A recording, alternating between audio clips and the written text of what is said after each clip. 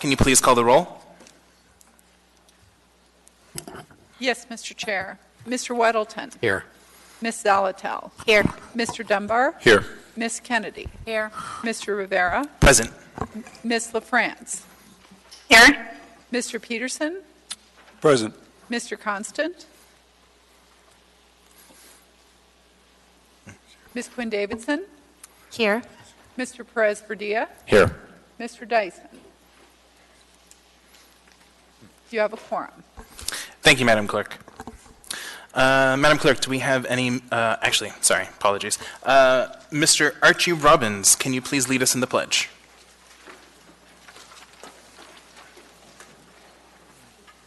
I pledge allegiance to the flag of the United States of America and to the republic for which it stands, one nation, under God, indivisible, with liberty and justice for all. Thank you. Madam Clerk, do we have any minutes of previous meetings? No, Mr. Chair. Thank you, Madam Clerk. Mr. Falsey, do we have a mayor's report? Yes, thank you, Mr. Chair. With the Chair's indulgence, we wanted to take a few minutes at the outset to talk about an event of some community significance that occurred last Tuesday. 4:30 last Tuesday, July 2nd, we had what we are now calling the MLK or Campbell Park Fire. And I wanted to spend a few minutes to explain just a little bit about what happened last Tuesday so I can deliver two important messages and share about 1 minute worth of video that folks have not yet seen. And that is, beginning here, this is the area that ultimately amounted to about 25 acres. The fire was located to the west of Elmore, to the north of Dowling, to the east of this subdivision, and south of Tudor. And in particular, this is the People Mover area. These are the municipal office buildings. This is the Animal Control Center. This is the police department. And the fire was actually initially seen by a police officer who called it into 911. It looks like we might have lost the video for a second. Let's see if we can't get that back. But in any event, initially called in by a police officer, and then the fire department was the initial responder. I'll unplug and replug, see if that doesn't get us back to where we want to go. Wildland fires like this are primarily the responsibility of the State Division of Forestry. So, while the State Division of Forestry was on its way, the fire department began working the scene. The Division of Forestry mobilized a crew from Palmer, Alaska, who began driving down. While they were on their way, they called in a helicopter from Palmer, and while they were further driving down, they saw the large plume of smoke in the sky and realized this might be a bigger event, and so they called in a tanker. So here we go. I think in this picture you'll see one of the helicopters from the Division of Forestry. Meanwhile, the Alaska National Guard Army called and said they had 2 Black Hawk helicopters they were willing to loan us if we were willing to have them, and of course we were. By the time Division of Forestry showed up, we had quickly established a unified command, and I'll give you just a quick sense of what was going on there. We were working out of this area, the parking lot and the People Mover area. The fire department was working what they called the heel of the fire. The fire was expanding to the west. And in order to manage that fire, initially the helicopters were working the perimeter. Ultimately, we called in the tanker and kind of surrounded it with a giant triangle. So we caused some bit of community confusion by saying it was 80% contained initially, and that really reflected, I sort of issue apology to the community on that one, that reflected a difference between the way structure firefighters and wildland firefighters view these things. We had it 80% contained in the sense that we had fire hose or retardant around 80% of it, but the wildland folks really wanted it to be broken by a real trail or surrounded by hose before they're willing to call it contained. But in any event, we were able to keep it in its perimeter by dropping 3 triangular lines of flame retardant around the fire. And then we worked the fire. Meanwhile, there was also an evacuation going on because we were worried that the fire might expand back in this direction. And we had very rapid and great response from the police department and from People Mover.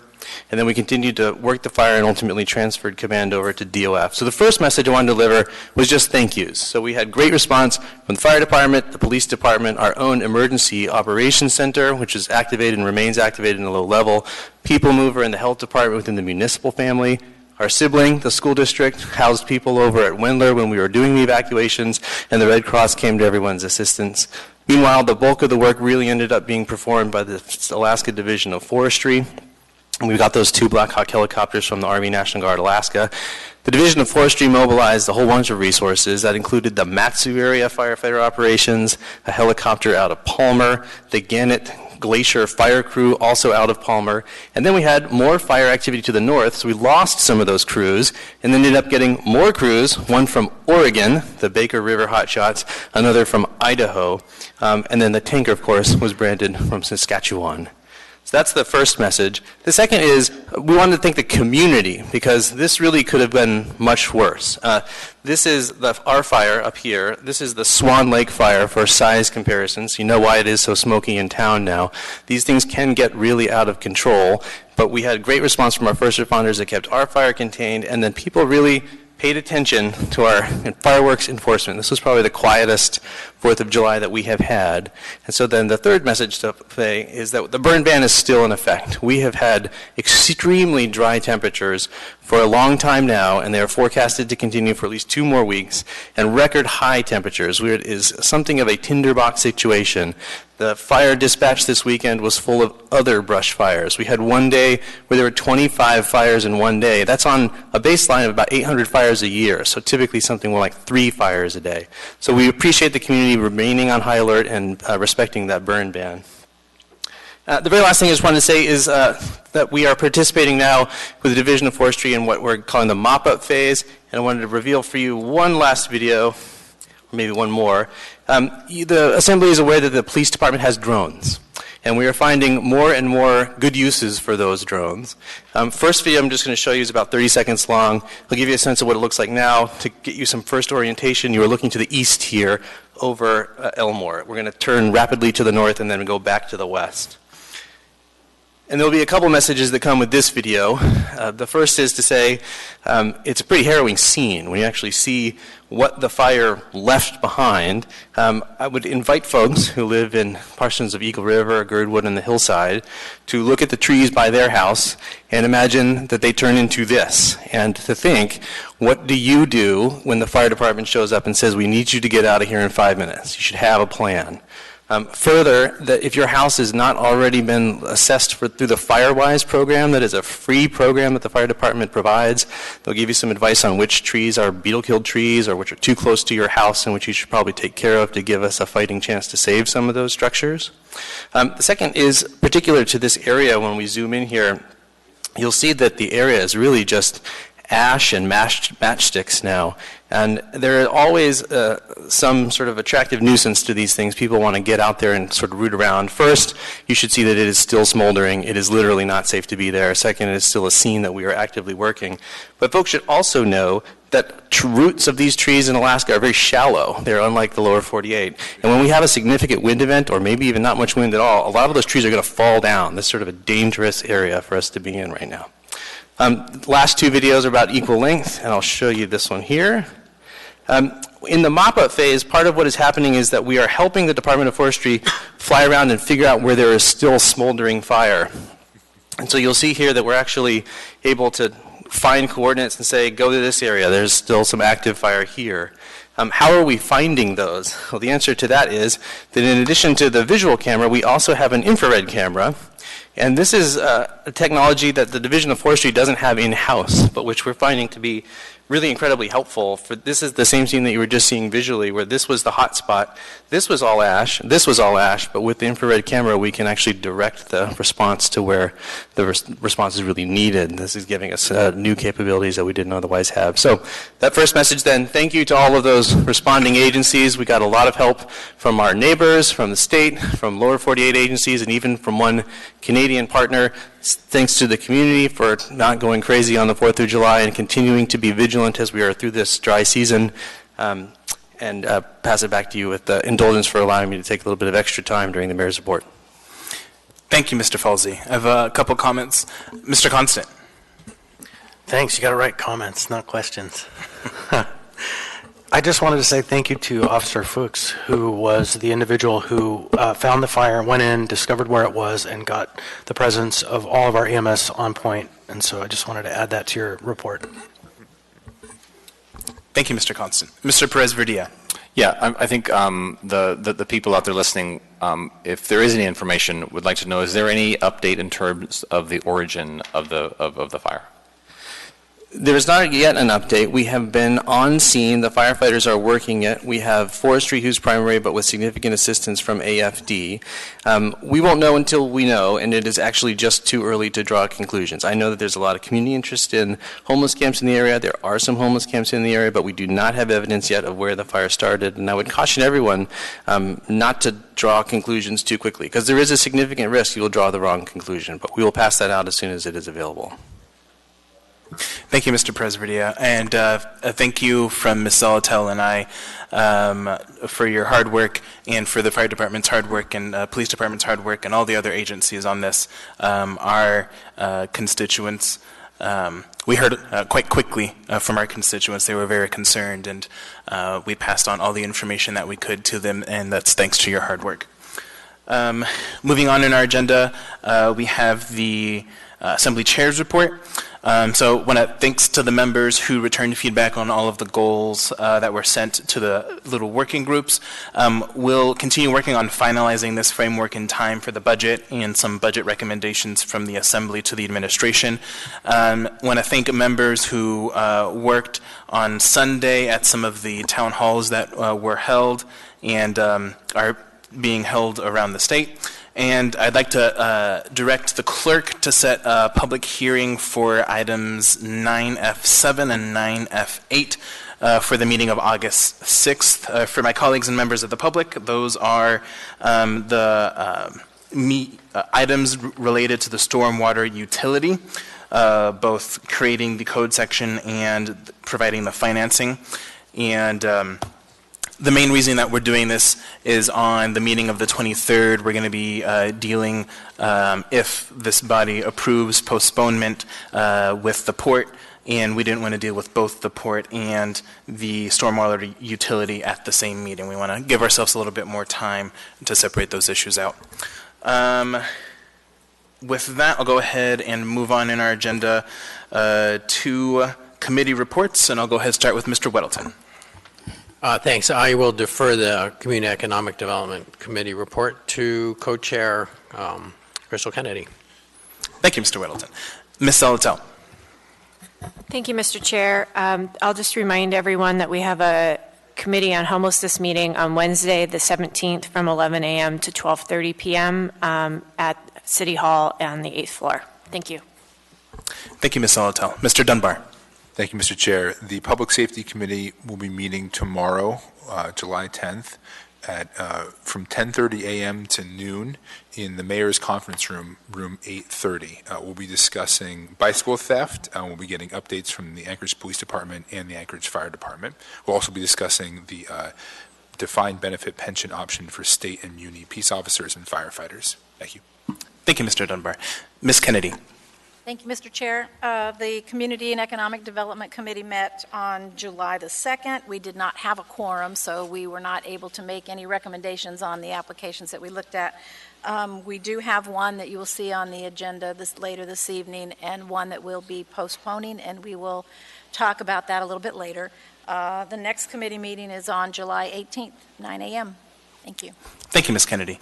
Ms. Quinn Davidson. Thank you, Mr. Chair. Since Ms. LaFrance is on the phone, I guess I'll go ahead and talk about what we're doing at the Health Policy Committee, which we chair together. That's on Wednesday, July 17th from 1 to 2 on the first floor. And we'll be talking about some proposed changes that you would have seen introduced today to the Animal Control Code, Title 17. And Mr. Dunbar and I also co-chair the Budget Committee. We'll be talking, that's on July 18th from 12 to 1 on the first floor, and we'll be talking about the repercussions of whatever we end up with the state budget. And then I'll also mention that we, as the Assembly, have been doing a deep dive into topics that help us do our job well, and we're having another session for the body from 11 to 1 this Friday dealing with land use, and that will also be open, of course, to the public and be on the first floor of City Hall. Thank you. Thank you, Ms. Quinn Davidson. Mr. Peterson. Thank you, Mr. Chairman.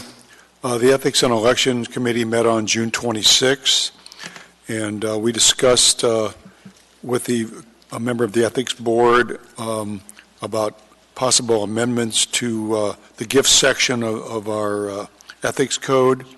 There have been some questions about ways that we might be able to file some reports easier. It seems that educators have been receiving gifts, and that section of the code might be more simplified if we amended it a little bit.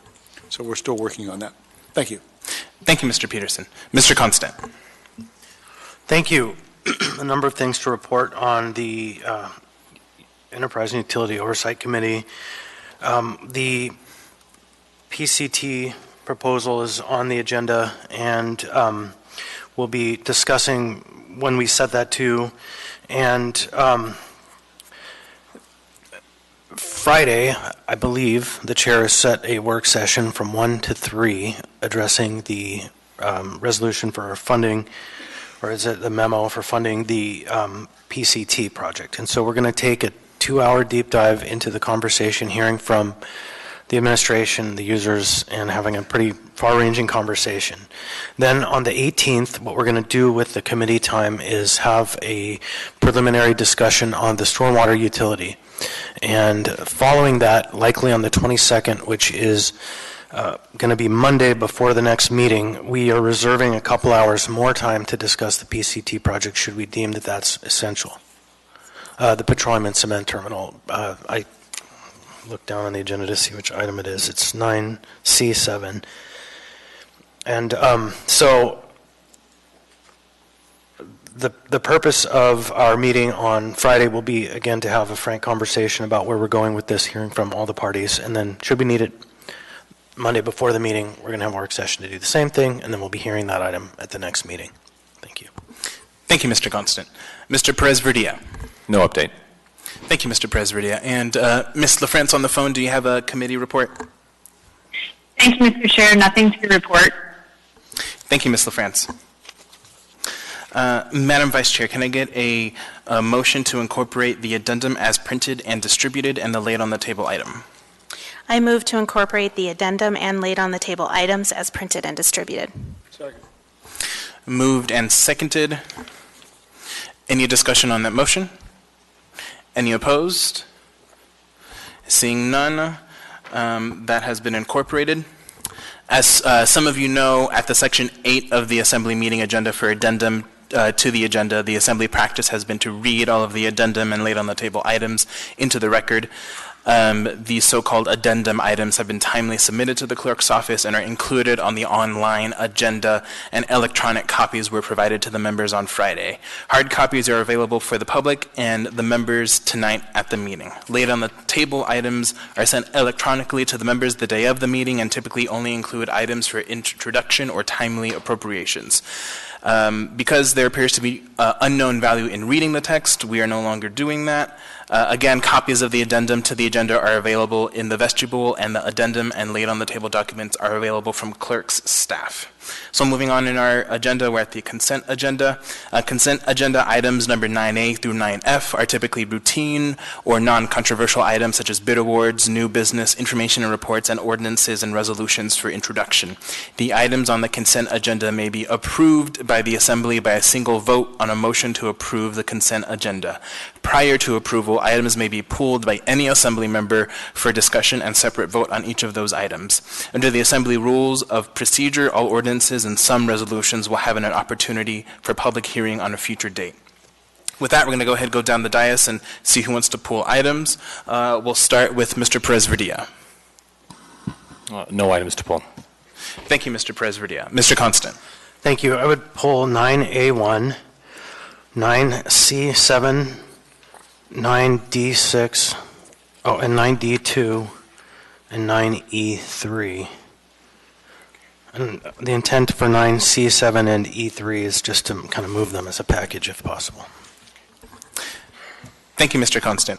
And I just want to also note for the record that Mr. Constant was here at the beginning. I think we just missed you for the roll call. I'm sorry, I'd stepped out of the hall for a minute. Thank you. Mr. Peterson, any items to pull? Thank you, Mr. Chairman. No items this evening. Thank you, Mr. Peterson. Ms. Quinn Davidson. Thank you, Mr. Chair. None for me. Thank you, Ms. Quinn Davidson. Ms. Kelly. Thank you, Mr. Chair. Nothing for me. Thank you. Thank you. Mr. Dunbar. Thank you, Mr. Chair. No items for me. Thank you. Ms. Alatel. Thank you, Mr. Chair. No items. Thank you, Ms. Alatel. Mr. Weddleton. Nothing. Thank you. So, to go over that, we have all of Mr. Constant's items. 9A1, 9C7, 9D2, 9D6, and 9E3. With that, Madam Vice Chair, can I get a motion to incorporate the motion to approve the consent agenda with the exception of the pooled items? Mr. Chair, Yes. would now be the time, or would it be after the motion to make a motion to change the order? Let's do after the motion. Okay, thank you. Go ahead. I move to approve the consent agenda with the exception of the pulled items. Second. Moved and seconded. Any discussion? Any opposition? Wait. Is it? Sure, go ahead. Okay, then I think now is the proper time. I've been asked by the fire staff to change the order of the day if we can to take up item 14M after 14A so that our fire crews can get back out if they need to be out there. You okay with that? Does that confuse things? Oh, so after, okay. Okay, got it. Yeah, the clerk advises me we can do that motion after and we're fine. So seeing no opposition, then those items have been approved that weren't pulled off. So we're going ahead and go through the items that were pulled, starting with 9A1. Who is reading and who's presenting? I'll be reading. So this is... Mr. Chair, they're not here yet. Okay, then we can go ahead and do the rest of the items and come back to that one. Thank you. Great. So then we now have before us item 9C7, Assembly Memorandum Number AM 477-2019, recommendation of award to Pacific Pile and Marine for Program Petroleum and Cement Terminal, PCT, for the Municipality of Anchorage, Port of Alaska. Mr. Constant. I would move to approve and set for public hearing on July 23rd. Second. Actually, you don't need to just move for public hearing, right? Not move to approve. Okay. Yeah, so the clerk advises me that it's just a motion for public hearing. Okay. And is the second okay with changing that motion, whoever that was? Yes. Okay, thank you, Mr. Peterson. So then we have a motion before us to set this item for public hearing. Which date did you? July 23rd. July 23rd. Any discussion on that motion? Let's go ahead and vote on that one. Ms. LaFrance, how do you vote? Yes. Thank you. Oh, they're here. Thank you.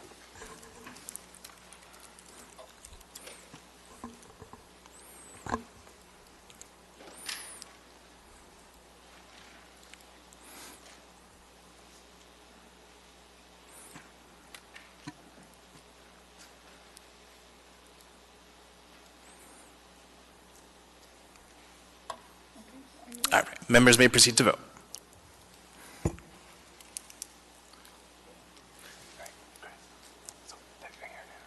Yes. Okay. All right, we're going to go ahead back to 9A1, which is resolution number AR 2019-236, a resolution of the Anchorage Municipal Assembly recognizing July 10th, 2019 as Lineman Appreciation Day. Mr. Constant. Move to approve. Moved and seconded by Mr. Peterson. Any opposition? Seeing none, that resolution is approved. I think you are reading and Mr. Peterson is presenting. Come on up. A resolution of the Anchorage Municipal Assembly recognizing July 10, 2019 as Lineman Appreciation Day. Whereas, more than a century ago, one of every two linemen were killed on the job. And whereas one lineman, Henry Miller, envisioned electrical workers united in common goal of safety and brotherhood, devoting his life to make it happen. And whereas the very success of the industries that spurred the growth of the United States depended on the work of those who erected the power poles and connected the lines, risking and often losing their lives in a dangerous trade. And whereas the electrical workers were earning pitiful low wages as employers hired only unskilled workers, undermining the reputation of the trade. And whereas Henry Miller found industry-wide problems and concluded that in addition to exceptionally high mortality rates, they could earn no more than 15 to 20 cents an hour for 12-hour days. And whereas through the 1890s, unsafe working conditions and substandard wages prevailed, but the adoption of an apprenticeship system promised a better future for the industry's early officers, and members were the only forces keeping the organization alive. And whereas on November 21st, 1891, the first convention was called in St. Louis, where the National Brotherhood of Electrical Workers was born, and Henry Miller was elected its president. And whereas after Henry Miller died, when an electric shock caused him to fall from a pole on July 10th, 1896. And whereas today, despite safety requirements, linemen still work in one of the most hazardous trades in the world, where injuries and deaths still have a high potential of happening. And whereas linemen are emergency responders working to get the power on after natural disasters, thus helping other first responders save lives, now therefore be it resolved that July 10, 2019 is known as Lineman Appreciation Day in honor of Henry Miller, who pushed for improvements in safety and all other conditions of line work. Passed and approved by the Anchorage Assembly this 9th day of July, 2019.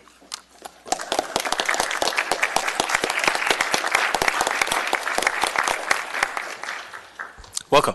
Thank you.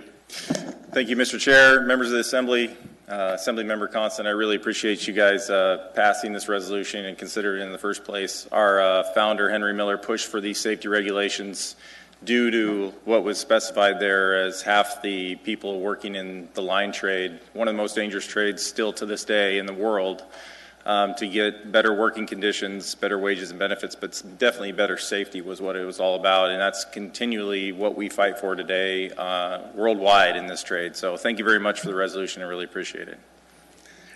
Thank you. Did you get his name? Okay. Dave Reeves. I got it. Okay. All right. We now have before us, Ms. Kennedy. Thank you, Mr. Chair. I would like to move to reconsider the consent agenda, specifically item 9B6. I voted incorrectly on that, so I'd like to change my vote to either pull that or, to pull that one, please. Second.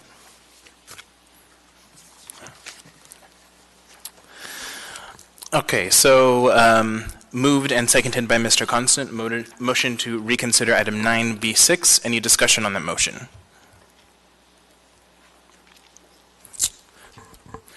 And Ms. Kennedy. Thank you, Mr. Chair. Yes, this is the resolution that was added to the addendum today in regard to opposing Governor Dunleavy's proposed budget vetoes and supporting a legislative override. To me, that's just a little bit too much of a political hotbed that I think we don't need to be involved in the middle when there's so much dysfunction going on. So I would rather be a no vote on that. So thank you. Thank you.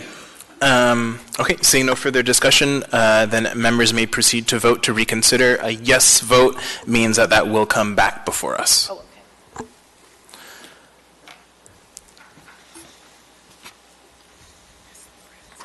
Ms. LaFrance, how do you vote? Yes to reconsider. Thank you, Ms. LaFrance. Okay, so we now have that item before us. Do I need to do another? Got it. So do we have, what is the will of the body? Move to approve. Second. Okay, moved and seconded. Any discussion on this item? Ms. Kennedy.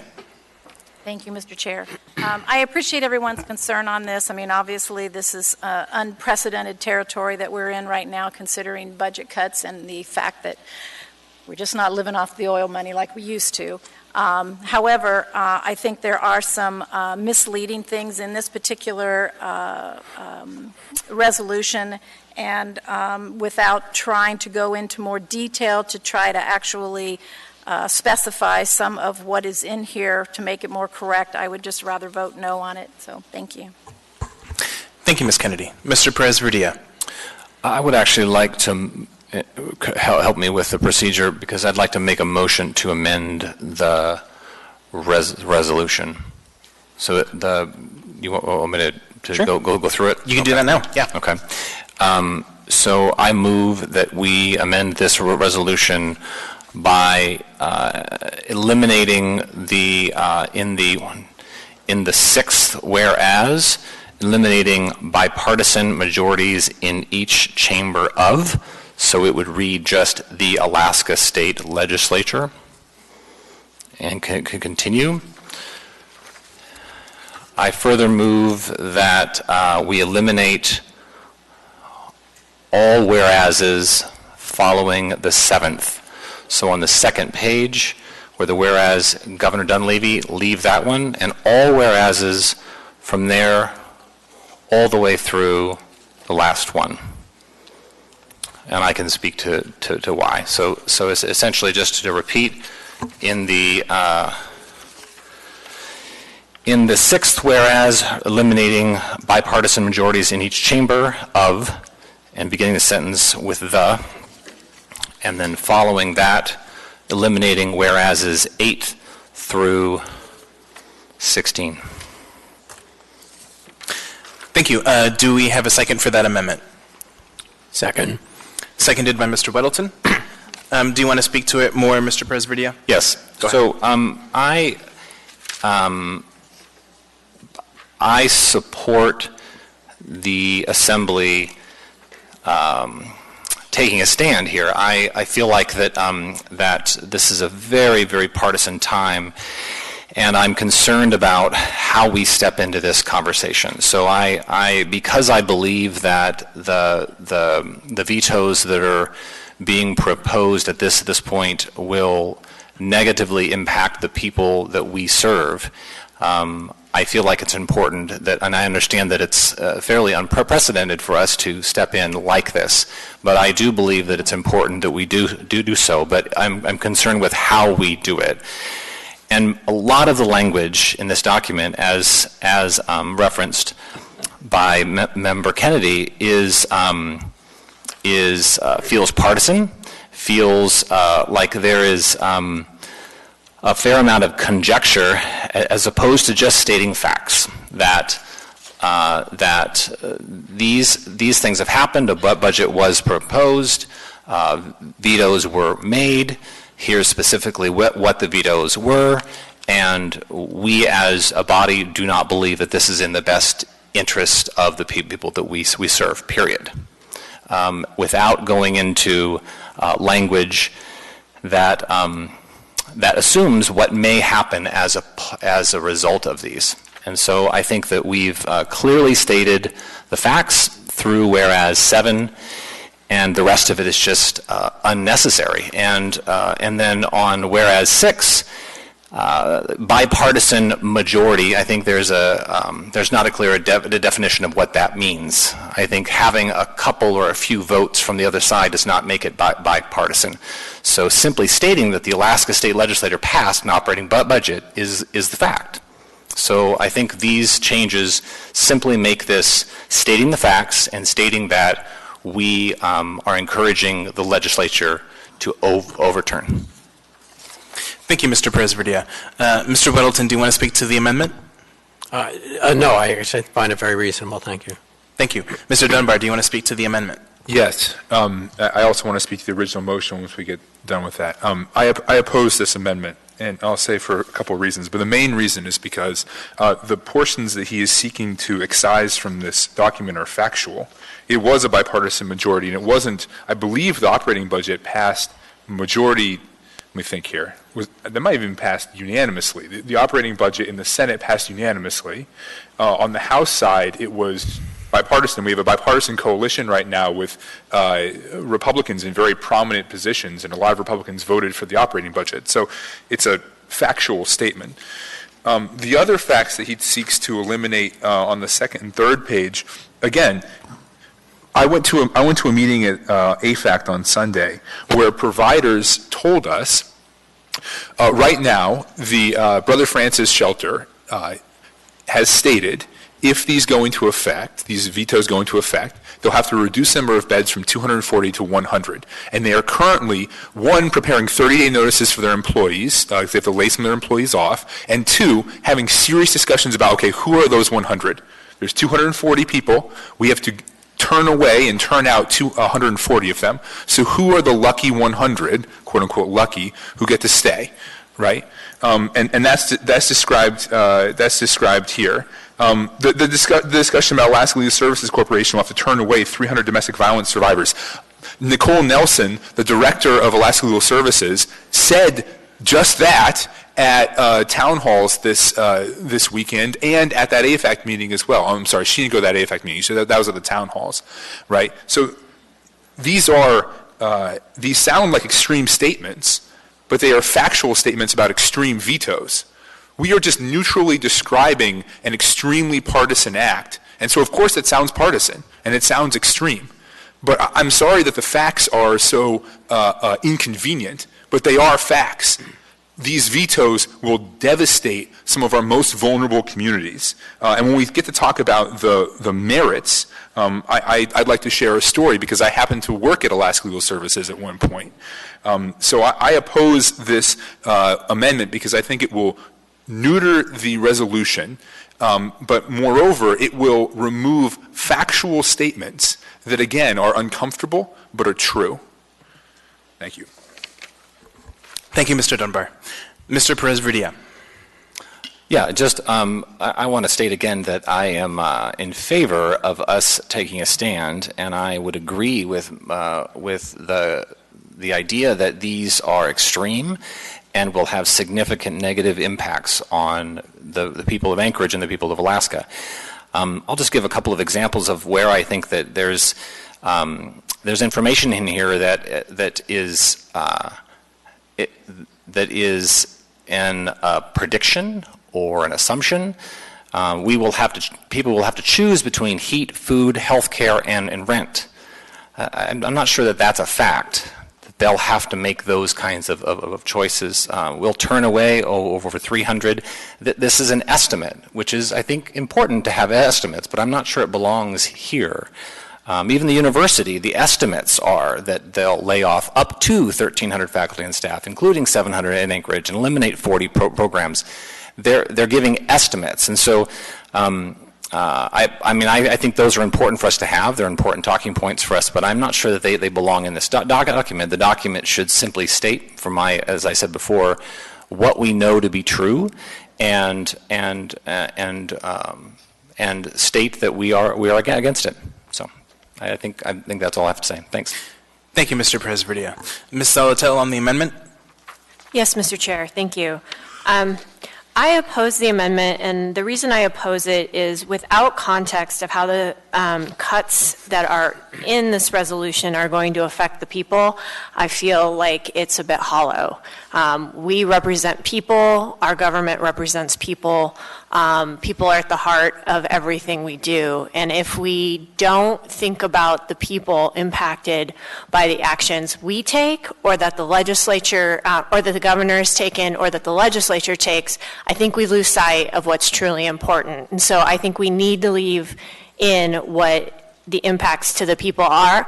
And I think it's okay to rely on those agencies who have told us what those impacts are going to be. We don't have any reason to doubt that information. Thank you. Thank you, Ms. Salatel.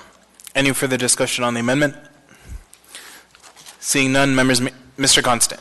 I just wanted to thank Ms. Kennedy for finding this, pulling it out, and sparking this debate, because it would otherwise have just flown under the radar, and I think it's an important conversation. Thank you, Mr. Constant. Any further discussion on the amendment? Seeing none, members may proceed to vote. Ms. LaFrance, how do you vote? No.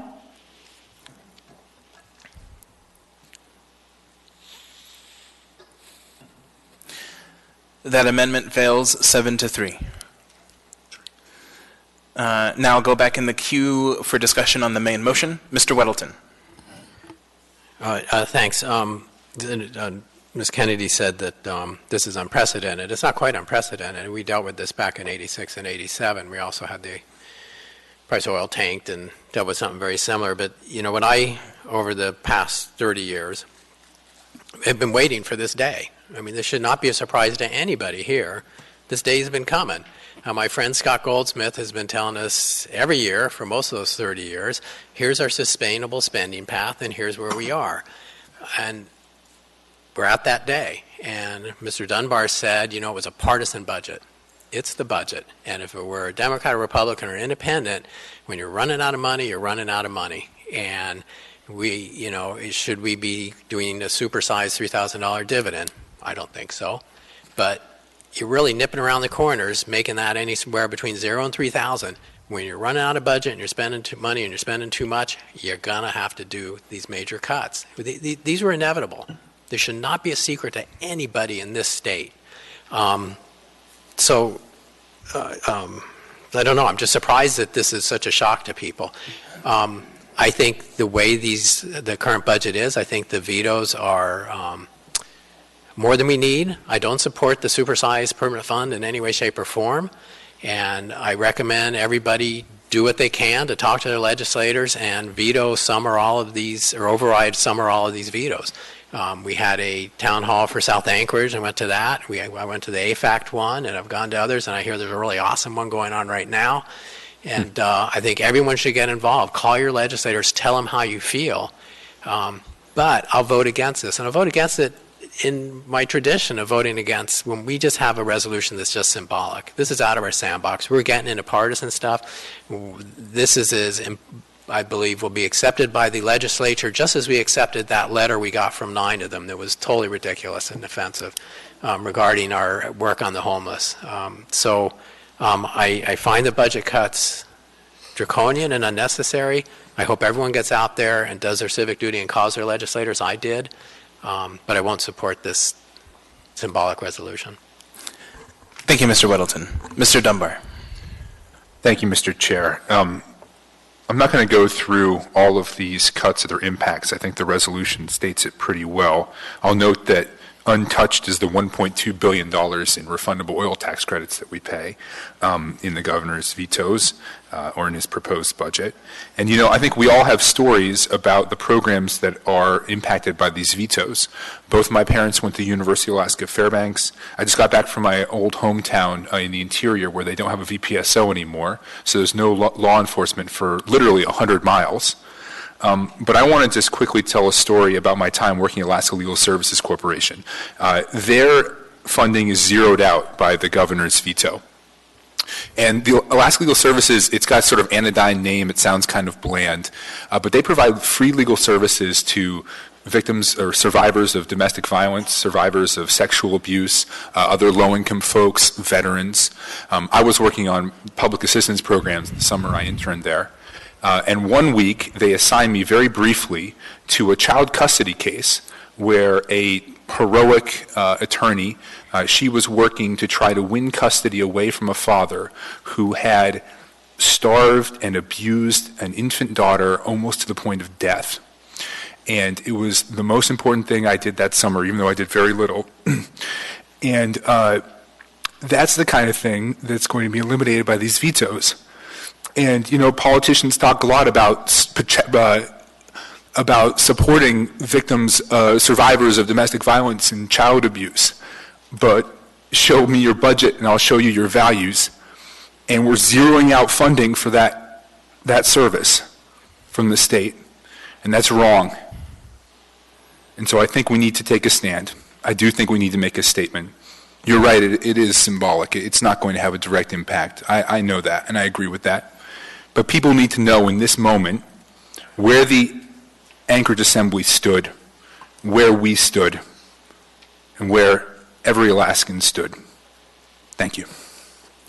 Thank you, Mr. Dunbar. Mr. Perez-Verdia. Yeah, I just wanted to add a few points. I would also encourage the people who are listening and everyone out there to contact your representative and to voice your opinion about this. I think that they need to hear from all of us, and I certainly have done that, and I would encourage everyone to do that as well.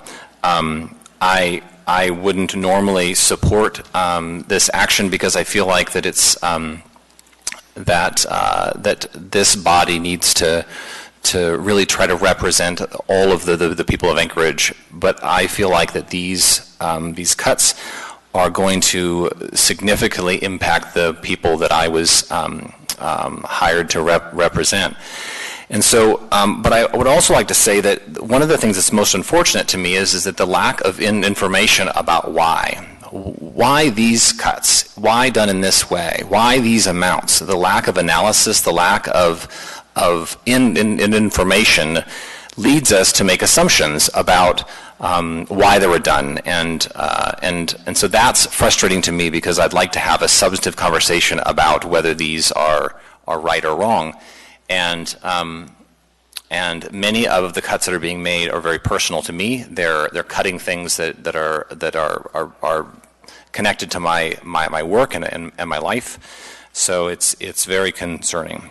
So I will be supporting this. As I said in the previous section, I'm concerned about what I believe is a bit of partisan language within the document, but at the same time, I do think that this is unprecedented. I do think that we need to make a statement and push back on something that we feel like is not good for the people that we serve. Thank you, Mr. Chair. Thank you, Mr. Perez-Verdia. Mr. Constant. Thanks. Mr. Weddleton, you, through the chair, you mentioned that this resolution is very similar to a letter that we received, and I just have to rebut that and state that we are in open session, we're having a deliberation, and that everything that we have done is in the public interest.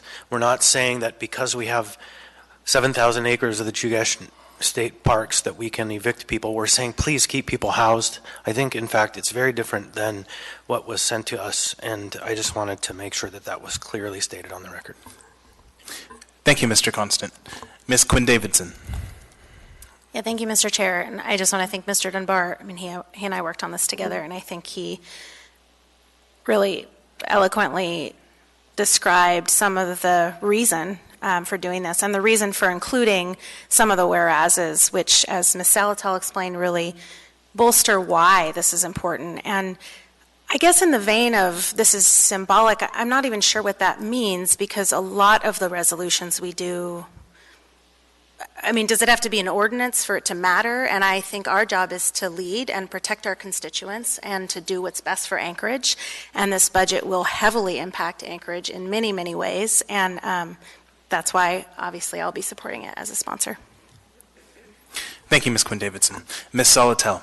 Thank you, Mr. Chair.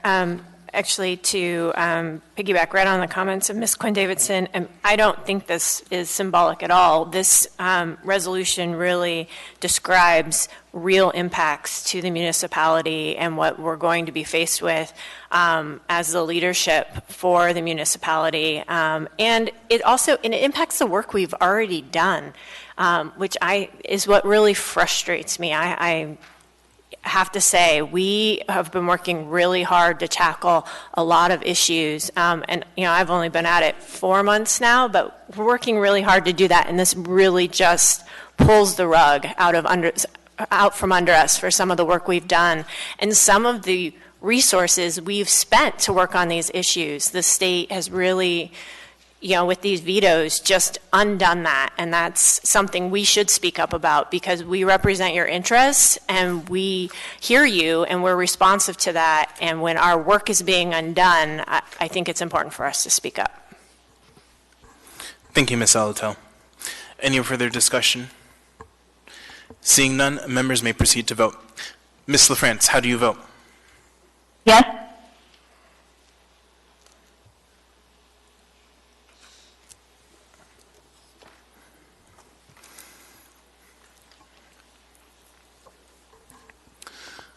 That resolution passes 8-2.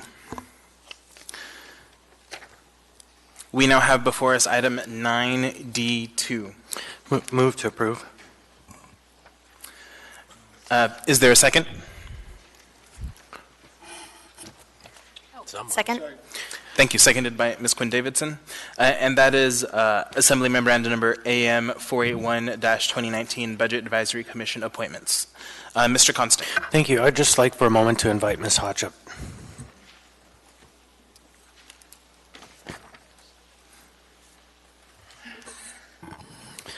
Thank you, Ms. Hotch. Why don't you tell us what your plan is?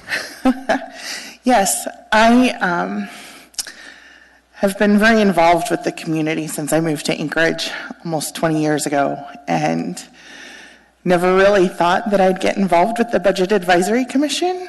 I wanted to get involved with the commission. I filled out the paper.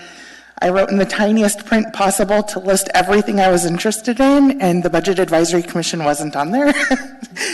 And it turned out to be just the most amazing thing for me to be able to participate in that group, get a better understanding of what the municipality has to go through to fund the services we provide, and then take those conversations back to my community, both the community of Mountain View, where I serve as the vice president of the community council, and to my social groups. So that when people have questions or want to learn how to get more involved, that I could share that information with them, and also get younger people involved. Like my son, we were kind of debating the resolution as it was up, like, what's that mean? How are those things going to impact us?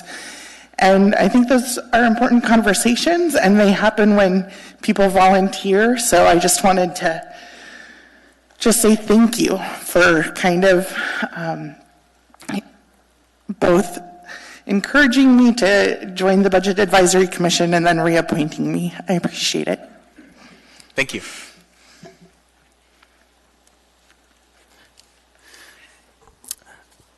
All right. Mr. Constant, anything further? That was it. Thank you. Okay, thank you. Anyone? We didn't vote on this yet, did we? All right. Mr. Any opposition? Oh, Mr. Dunbar. Yeah, thank you. I just wanted to briefly acknowledge Ms. McConnell, who is also here. Do you want to say anything, Carla? Yeah, actually, if you don't mind. Yeah, I mean, feel free to come forward. And is Ms. Rodriguez here as well? I just want to thank her for her service as well. But thank you, Mr. Chair. Yeah. Thank you so much. I just want to thank you all for confirming my time on the Budget Advisory Commission. I am the most senior member there, not age-wise, although that might be true also. It's a great back and forth. As you know, you see some of the stuff that we do comes directly to you, and we enjoy and cherish working with you on some of the issues that the Anchorage municipality has. So thank you again. I do appreciate the fact that you have confidence in us and have reappointed us. Thank you. Thank you. Mr. Constant, Mr. Dunbar, anything further? I just want to say thank you again to members of the Budget Advisory Commission and all commissioners. It's all volunteer, and we really appreciate the work that you do on behalf of the municipality. Thank you, Mr. Chair. Thank you, Mr. Dunbar. All right. Seeing no further discussion, any opposition to this? Seeing none, it is approved. Thank you for volunteering. We now have before us item 9D6, Assembly Memorandum Number AM 461-2019, recommendation of award to HDR Alaska Inc., HDR, to develop a comprehensive update to the AWU Water Master Plan for the Municipality of Anchorage, Anchorage Water and Wastewater Utility. Mr. Constant. Move to approve. Seconded by Mr. Peterson. Mr. Constant. Thank you. I just wanted to take a moment to invite Mr. Corsentino down to brief us initially on the master planning process and what we can expect.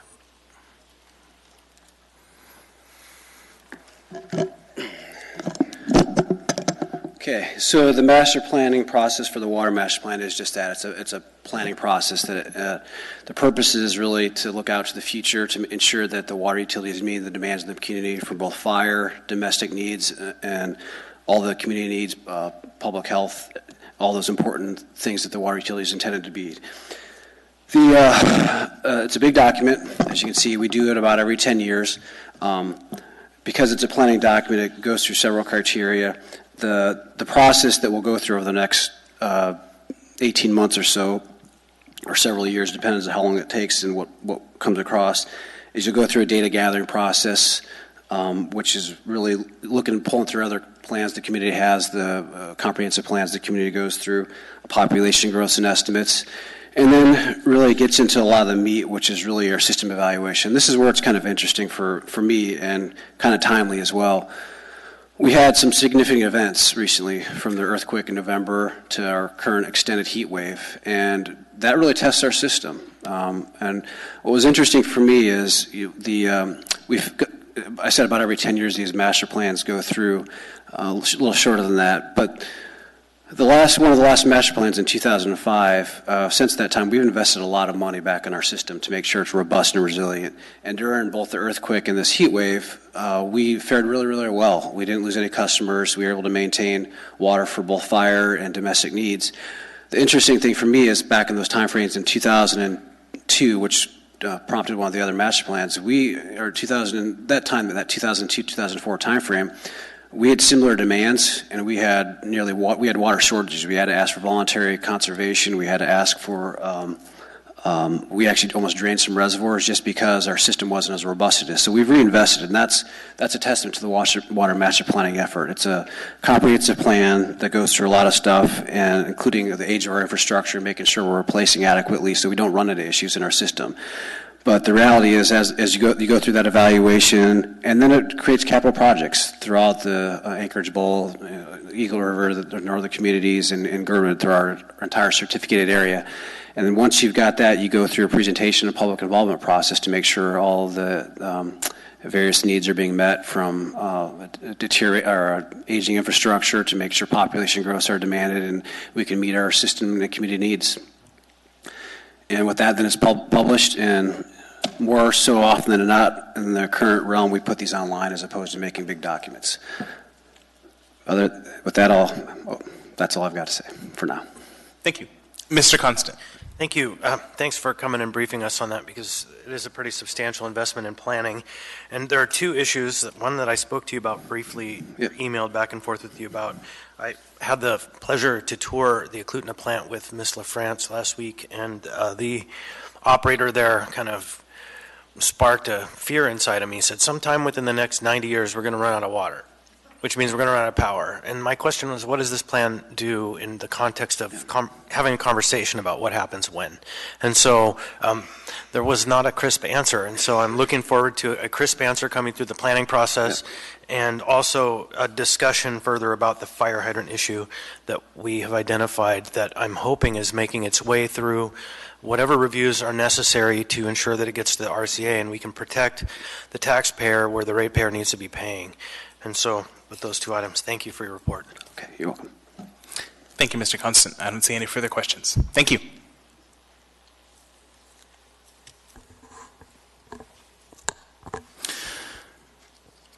All right, we now have before us,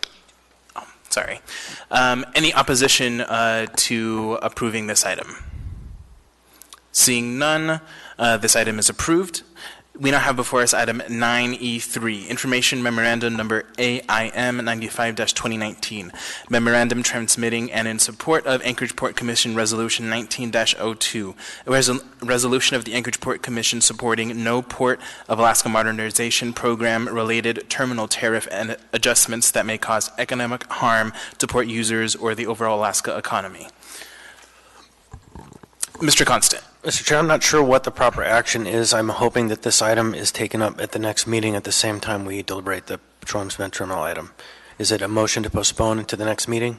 Okay, I move to postpone to the July 23rd meeting. Is there a second? Second. Seconded by Mr. Dunbar. Any discussion on the motion to postpone to July 23rd? Seeing none, any opposition to that motion? Seeing none, that item is postponed to the meeting of July 23rd. And that concludes our consent agenda. We now have before us item 11A. AIM number 74-2019, transmittal of Watershed and Natural Resources Advisory Commission resolution regarding the use of herbicides to control Mayday trees in parks and greenbelts. What is the will of the body? Move to accept. No. Go ahead. Second. Okay. The clerk reminds me that we already have a motion on the floor for this, so we don't need to make another motion. We just need to discuss if needed. Any discussion on this item? Seeing none, members may proceed to vote. Thank you. Ms. LaFrance, how do you vote? Yes. That passes 10-0. We now have before us item 12A. We're at the public appearance requests. Mr. Oliva. I don't see Mr. Oliva in the audience. Okay, we'll go ahead and move on then to Mr. Schaaf.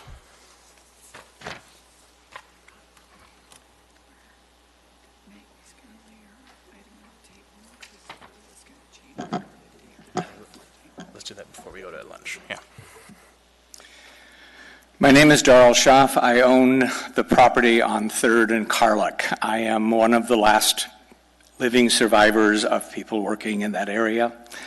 I live at ground zero at least 8 hours every single day, and I'm also an artist, and I've created a piece of art that's caused some controversy. It's meant to be something to think about. I'm taking it to meetings, I've shown it to the mayor, and I was requested to bring it tonight and show it to you. I will say that living on Carlick is difficult at best. I don't live there, I work there. Let me make that clear, I don't live there. Working on Carlick is difficult at best because there's an element of people on Carlick that are not part of the Beans and Brother Francis shelter at all. It tends to be a bit more criminal, very entrepreneurial, and my personal damage to my property has been consistent and getting worse all the time. But I want to show this piece of art to you because it's simply called The Stones from My Garden. And in about 15 minutes, I walked onto my property and I collected the things that are on this piece of art. And I tried to create something that appeared that things were growing out. I'd be happy to bring it up there and walk it through you. I'll explain it to you quickly. It's called The Stones from My Garden because these are the things that are in my property every single day. To the point that the Beans Cafe people that I've requested and have in the past been very cooperative won't come on my property and clean anymore because of the health hazard. So I'm just going to pass this by you. It's something to make you think. A lot of people hear about what's going on when they see, and I remind you that I picked this up in 15 minutes from my property. It consists of 11 syringes. There are pill bottles, crack pipes, alcohol bottles, marijuana pieces, a bullet. These are all things that lay in piles on my property. And it's easy to find them because the fence is continually breached. This is a much more recent thing. Just in the last year, my fence has been breached in 3 places, and it's a game. I fix it every week. It gets broken in the same spot every week. It's not a new cut. It's a game that we play every day. I find people on my property all the time. I throw them off. I try to be a good neighbor. I have had Catholic Social Services as a client of mine for 29 years. I've worked very closely with Beans and Brother Francis, so that's not the issue. But Carlick is that one street where people are afraid to come to work. It's not right in Alaska for people to be afraid to come to work. My employees are afraid of that. Let me show you this.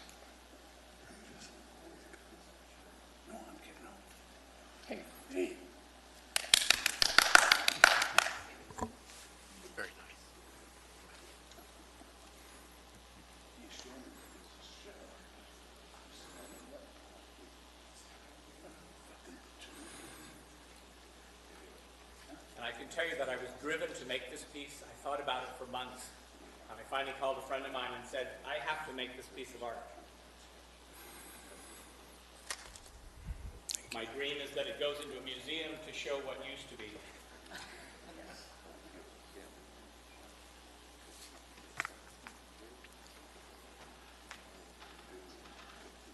This is my everyday. Thank you. Thank you. you for allowing me to bring that. Thank you. I think I have a question or comment for you. Ms. Kennedy. Thank you, Mr. Chair. Mr. Schaaf, I'm right here. You mentioned that you had fencing around your property. Is it completely enclosed and people Yes.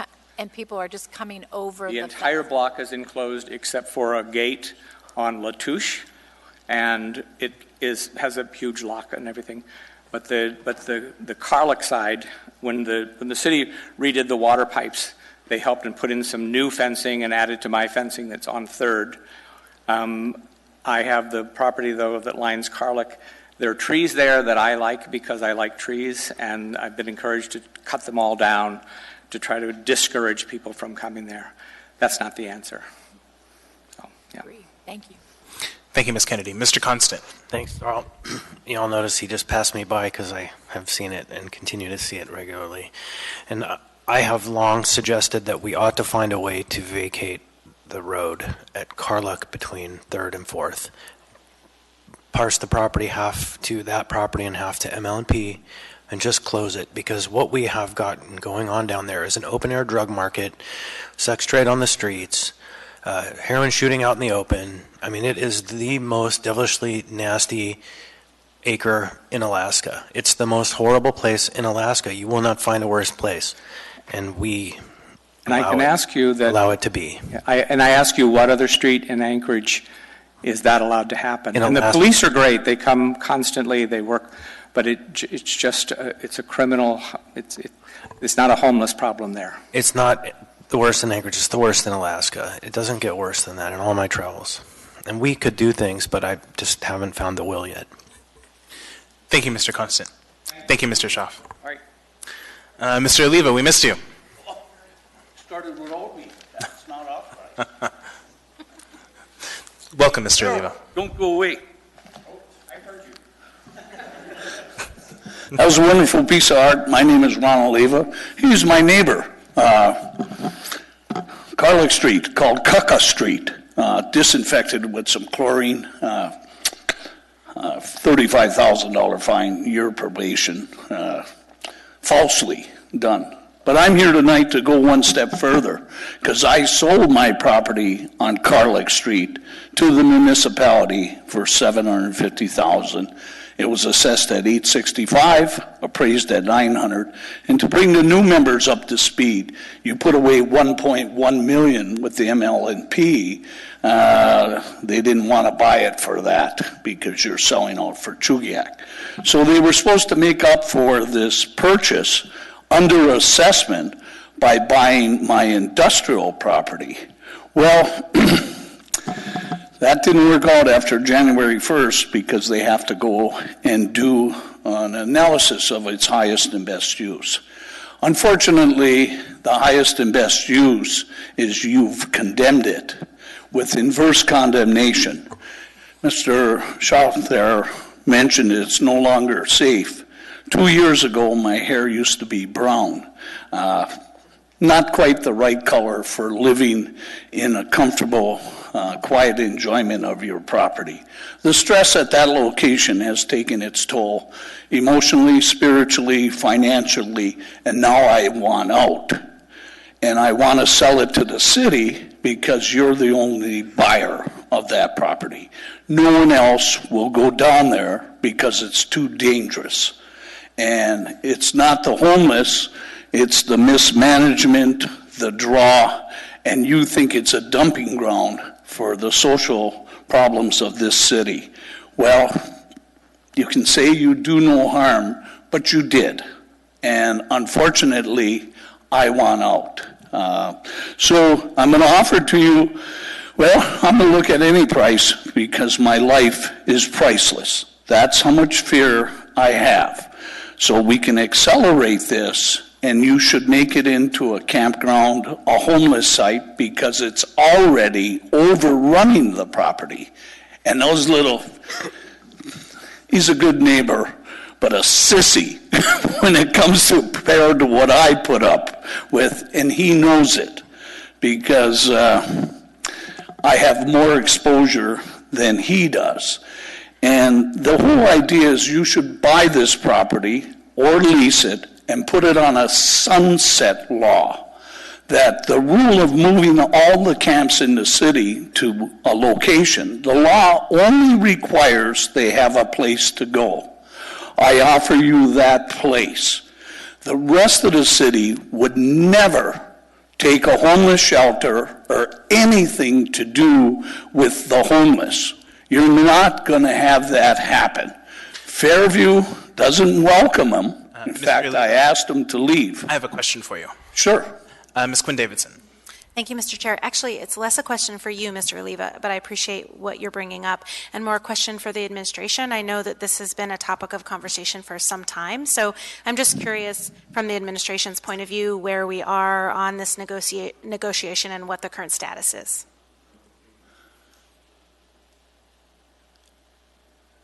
Are you writing a check, or are you thinking? She's right behind you, Ron. I am not writing a check. Through the chair and to all assembly members, we do have a plan. Our department continues to, we are intending to pursue the facilitation of the acquisition of this property. We may not hold title. The municipality may not be the proper group to hold title. It may be a nonprofit. But currently, there's no funding to purchase this property. We want this property. I've been talking to this man for 12 years about buying this property, but we have to find funding for it. In order to request grant funding, we have to understand what can happen there. So Rasmussen gave $25,000, the Mental Health Trust $20,000, the municipality $5,000, and that $50,000 went to a contract to Agnew Beck to start the highest and best use land use study on this parcel. It's a pivotal parcel, but we need to understand what is the best model for development of that parcel, given its location and everything that's happening around it. That's in process right now, and when that is complete, it's our intention to start requesting matching grant funds for acquisition of the property. Thank you. Anything further, Ms. Quinn Davidson? Yeah, thank you, Ms. Ward. I was just wondering what the fair market value is. We have a current appraisal on it, and I believe that we had the first LOI that was signed, I believe, was for 1.8 and some change. And that was based on fair market value. I'll take that. I think we're seeing a deal being made right here. No. Thank you, Ms. Ward. Thank you, Ms. Quinn Davidson. Any further questions for Mr. Oliva? Seeing none. May I sum up, Felix? Just one thing. Listen. Your time is, but you. I know. The final thing is, it will do me no good to report to the police or anything else, but this last week was one of the worst being shot at. And every time the police come there, my reputation is, hey, I'm the one that called them. That's not true. I call a lot, but I'm not the one. But I will be the one who gets shot. So my estate will be the beneficiary of any funds I receive. But if you can accelerate this program, you will solve this homeless camper problem real quick. Thank you, Mr. Oliva. Oh, you're more than welcome, Mr. Rivera.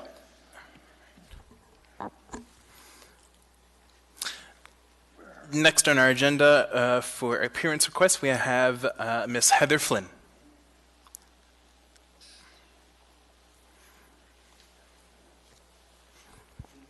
Welcome.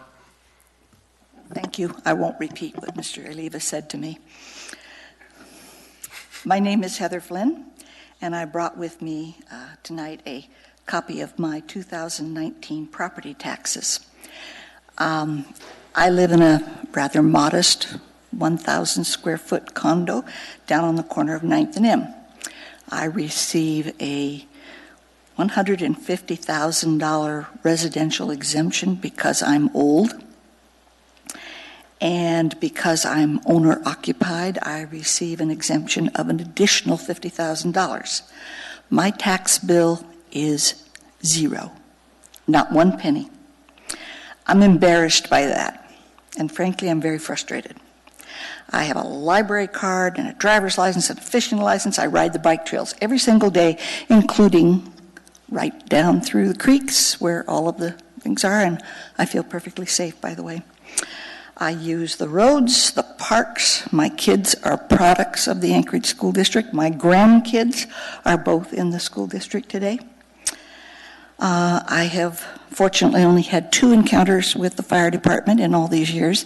However, in my professional life and other times, I couldn't count the number of times I have had encounters with the police department. All of them, I might add, very positive. By the way, I use the water and sewer system every day, too, like everybody in this room. I don't know, was it Mark Twain who said, taxes are the price we pay for a civilized society? And maybe that's why things are so uncivilized today. The only connection most Alaskans have with their government is the PFD. And I think we've become a state of gimme, gimme, gimme, gimme, gimme, gimme. And it embarrasses me. Who was it? Even our mayor said, we're libertarian socialists here. Leave us alone, but give us money.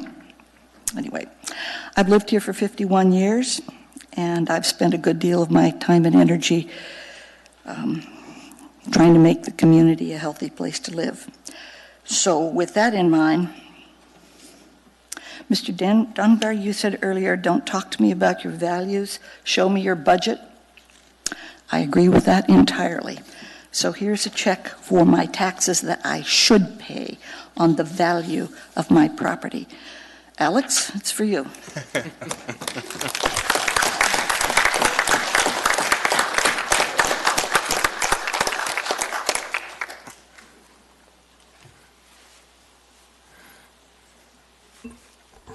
Mr. Constant. Ms. Flynn, you give me some hard shoes to follow. Thank you. Thank you, Mr. Constant. Thank you, Ms. Flynn.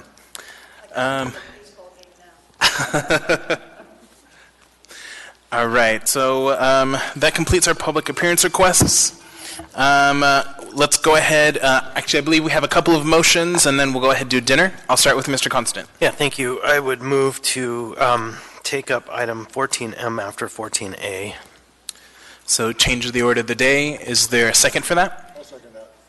Seconded by Mr. Peterson. Do you want to speak to that, Mr. Constant? Yeah, and I can anticipate what the opposition might be, that it's on the agenda at that time, and people should know that they can come at that time. But this could be at the very long end of the night, and we have our fire service here to respond to any questions that the membership has, and I would like them to be free to respond to fires in this high danger time. Thank you. Thank you, Mr. Constant. Mr. Weddleton. I'm sympathetic, but for whatever reason, it was the end of the agenda. If anyone wants to speak on this, they're not going to be here in the next 40 minutes. And we talked about this before, we moved things in the agenda. It just, so I couldn't support it, though. I agree with the goal. I think if we're going to be sympathetic to staff's time, then in the future when we set the agenda, we should try to move those things earlier. But having said it late in the meeting, to rearrange it that much, that's a pretty extreme change from the very end to the very beginning. And it would just, if someone comes looking to testify at the end of our meeting, what are we going to do? Thank you, Mr. Weddleton. Mr. Dunbar. Mr. Constant, I intend to support your motion. I agree with the notion. Would you be open to perhaps taking it up, hearing from the fire department what we need to hear, if anything, having discussion, and then moving it back just in case someone did show up? Yep, no problem. Okay. Fine. So can I just clarify? Sure. So I think what Mr. Dunbar is proposing is we would maybe open the public hearing, hear from staff, not close the public hearing, and then near the end of the meeting, open that item again? I think we'd have to, may I, Mr. Chair? I think we'd have to close public hearing, have debate so that we could ask questions of the fire department if necessary, because we're not usually supposed to do it during public testimony, and then reopen public testimony and move it. Could they speak as part of public testimony? So from my understanding, if we have questions for municipal staff, we don't have to open public testimony. We can just call them up and ask them questions. So So we could do that. We could change the order of the day and bring up staff, ask them questions, and then put it back to the end of the meeting and then open public testimony at that point. Okay. All reasonable to me. Okay, thank you. So that sounds like a plan. Any opposed to changing the order of the day? Seeing none, the order is changed. Ms. Zelatel. Thank you, Mr. Chair. I move to introduce AO number 2019. It was laid on the table, an ordinance of the Anchorage Assembly amending the Anchorage Municipal Code to authorize the fire department chief to determine wildfire danger areas in the wildland-urban interface of the municipality where abatement of the use of fire implements and prohibited campsites is prioritized for the public safety and welfare. Second. Second, is there a third?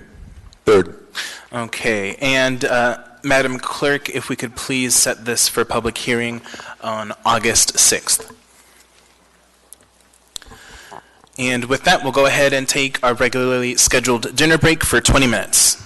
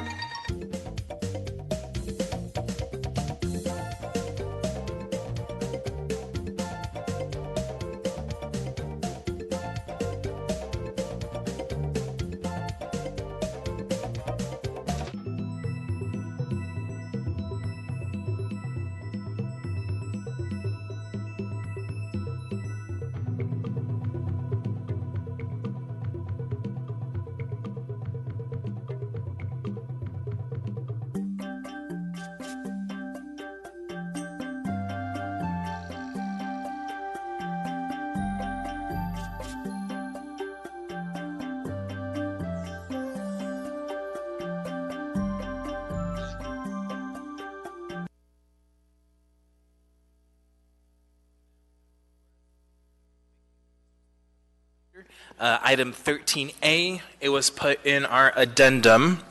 This is AR number 2019-151, a resolution of the Municipality of Anchorage appropriating the proceeds from one or more grants when tendered in an amount not to exceed $9,151,875 from the Federal Aviation Administration Airport Improvement Program to the Merrill-Field Airport Capital Improvement Grant Fund. Do we have a motion on this, or are we doing public test hearing? It is public hearing. Okay. And there was no motion on this item. Got it. All right, so public hearing is now open on this item. Would anyone like to testify? And for those of you who are lost, the title is up there.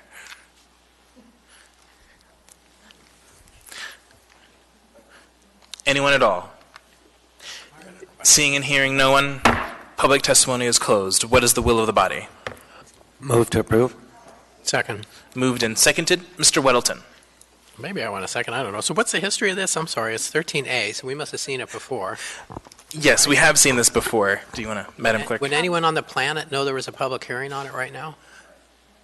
Through the chair, Mr. Weddleton, this item was introduced at your last meeting in April. The public hearing was set for May 7th. You held the public hearing.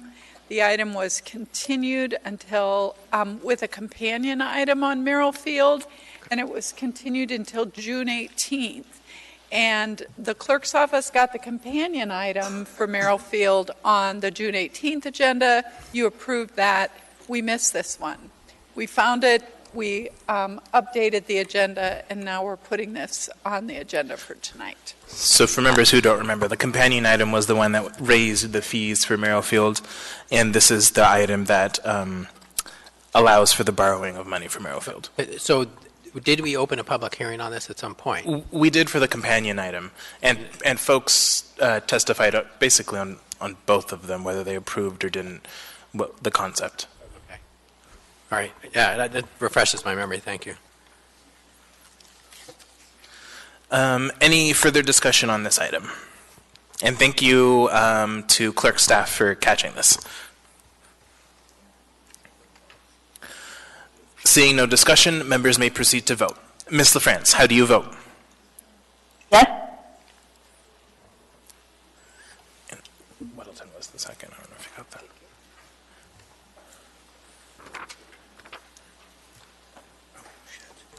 That is approved 10-0. We now have before us item 14A, AR number 2019-234, a resolution of the Anchorage Municipal Assembly designating the Girdwood Valley Service Area as a secure trash regulation zone. Public testimony is now open on this item. Would anyone like to testify?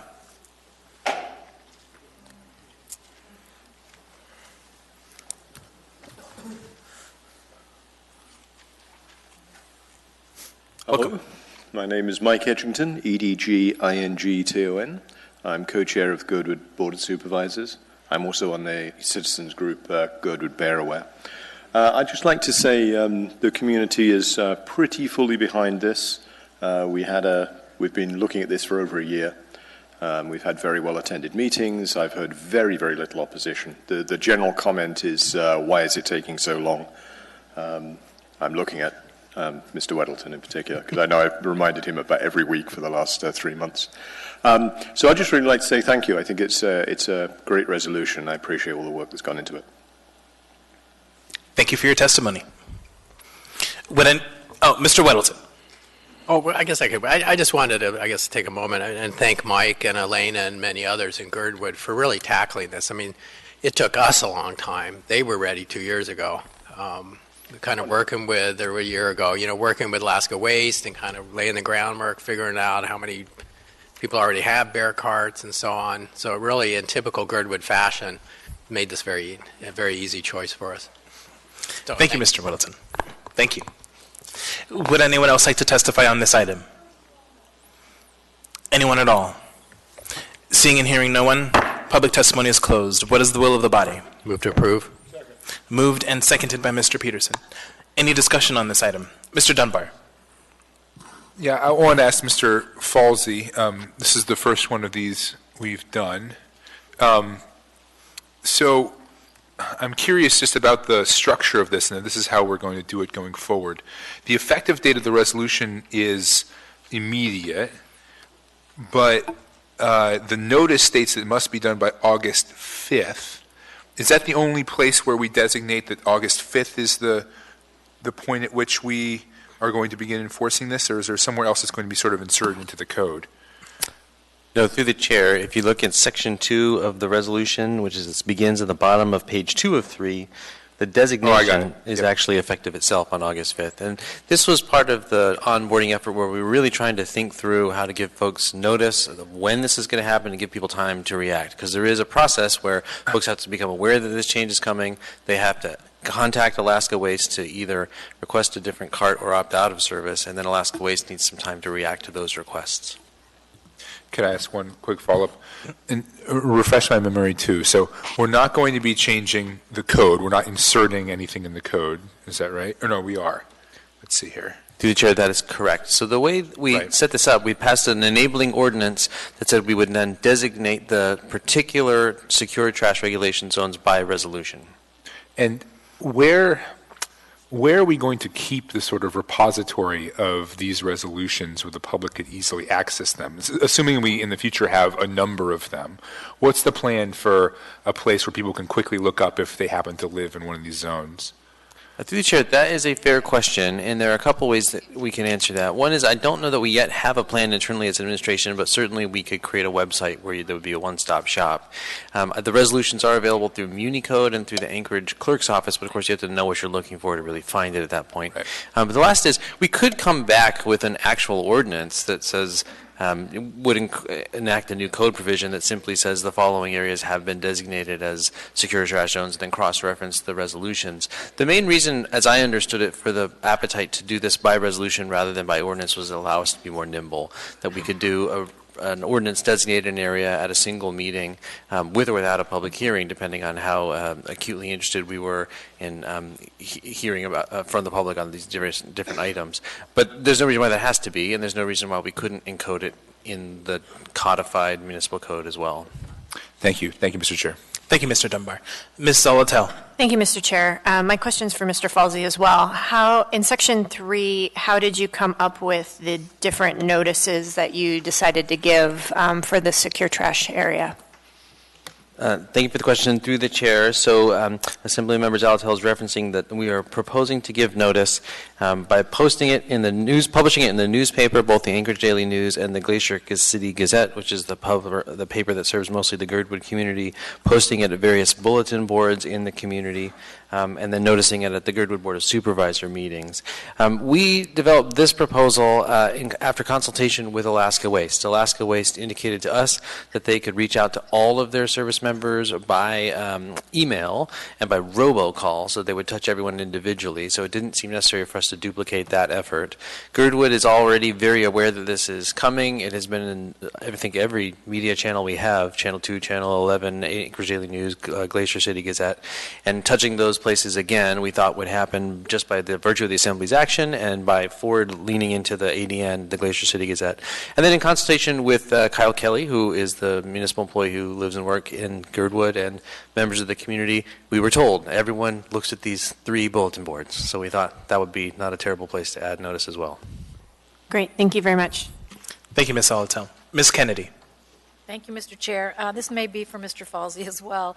And just refresh my memory, because I remember we talked about the availability of the bear-proof trash cans.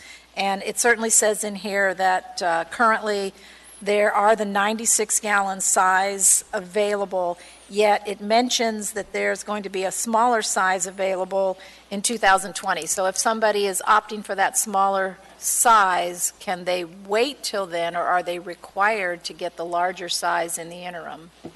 So through the chair, there are a couple of options. First, right now, you are correct. For the most part, there are only 96-gallon bear-resistant carts available. There is, however, an ongoing, very small pilot with somewhere between 8 and 9 carts that are in the smaller size. That pilot is being facilitated by Alaska Waste, but it's being run by the manufacturer, who's really developing the product. The product doesn't exist now. Alaska Waste has advised that they think that the manufacturer is on track to make these carts available more generally next year, but that does mean that there is an interim period where folks will have to decide whether they're going to up the size of their container to the 96-gallon size, or to take their trash to the Girdwood transfer station, which is sort of uniquely not very inconvenient. It's more inconvenient, but not impossibly inconvenient result, because it is right at the end of the road that everyone has to drive to get to the highway. Can I follow up with that? Thank you. So at what point then, or is there a point to which somebody would be out of compliance if they are wanting to wait for the smaller size? Oh, so I apologize. I didn't get that question, but I should have answered it. You asked it and I missed it. Immediately. So if the resolution passes on August 5th, it would become a secure trash zone. So if you are using a smaller size non-bear resistant cart, you would be out of compliance. And our understanding is that Alaska Waste will inform everyone of that and then take steps to remove those carts before August 5th. Thank you. Thank you, Ms. Kennedy. Mr. Weddleton. Well, just checking on that, my understanding is if you have one on order, then you kind of have a pass. So couldn't someone say, I have a small one, I want to replace with a small one, so it's on order? So technically, and that's not in this, but that's in the original ordinance. So through the chair, will confess to having not thought through that clever route through the code, but that is correct. We did say there was an affirmative defense for individuals to say that they had requested a smaller cart, but they were not provided with one. I don't think that we offered the same out to the utilities themselves, so I think Alaska Waste would be immediately out of compliance by continuing to service a cart, but I'd have to go back and check on that. Thank you, Mr. Weddleton. Any further discussion on this item? Seeing none, members may proceed to vote. Ms. LaFrance, how do you vote? Yes.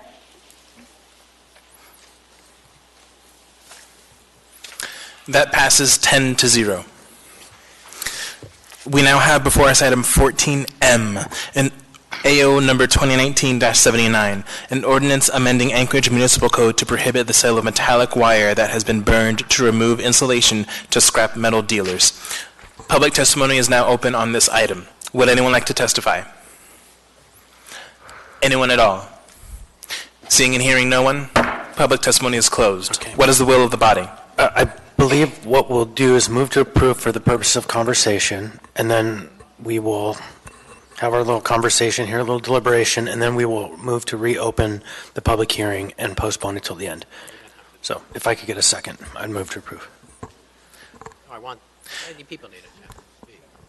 Yeah. Is there a second on that motion? Second. And then we'll just do the public hearing again. Thank you. And yeah, so what we'll do when we get to the end is not take a vote, but we'll move back to public hearing and postpone until the end of the agenda. Okay, so I've moved and I have second on this. And so as some of you know, and all of you have read before you as an ordinance that will ban the scrap metal dealers from purchasing burnt metal wire. And this is a very timely conversation. I was out at the MLK site and had a conversation with a member of our staff who works for right-of-way and code enforcement, who personally told a story, if you look at the photographs, of back in January when every power cord for every vehicle on the lot there of our planning department was just stolen and disappeared. And in fact, it happened twice. They went into the woods following the foot trails and came upon a pile of burning metal wire that was their extension cords. And this has happened a number of times. The individual didn't want to be named, but did send me these photographs of the burning wire. Now, this is, of course, the same place that was on fire, and I'm not making a suggestion at this time that the fire was started by this kind of a scenario. But it just punctuates the point. Someone asked for evidence, and it was amazing. I was standing there. Someone provided me with some evidence that our own municipality has been harmed by this.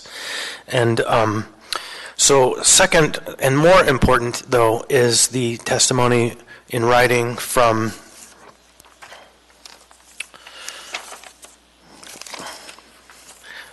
I can't remember his name right now, from Jake Bender, safety officer for AFD, in which he details the life experience and loss that the municipality and the families of Andy Mullen experienced because of this abuse of our waste management, I guess, back on the waste conversation. And so I am hoping that we will hear from our folks in the fire service now, or at least sometime before we come up with this debate, so they can give us a message about why this is of value, and you can ask them questions. Coming up.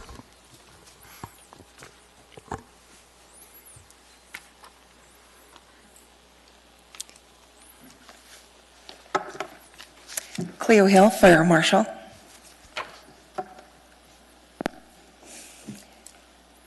So as Mr. Constant has said, back in 1997, Andy Mullen was a young firefighter who responded to a grass fire down in the port area. That fire was caused by several people who were burning the insulation off of copper wire.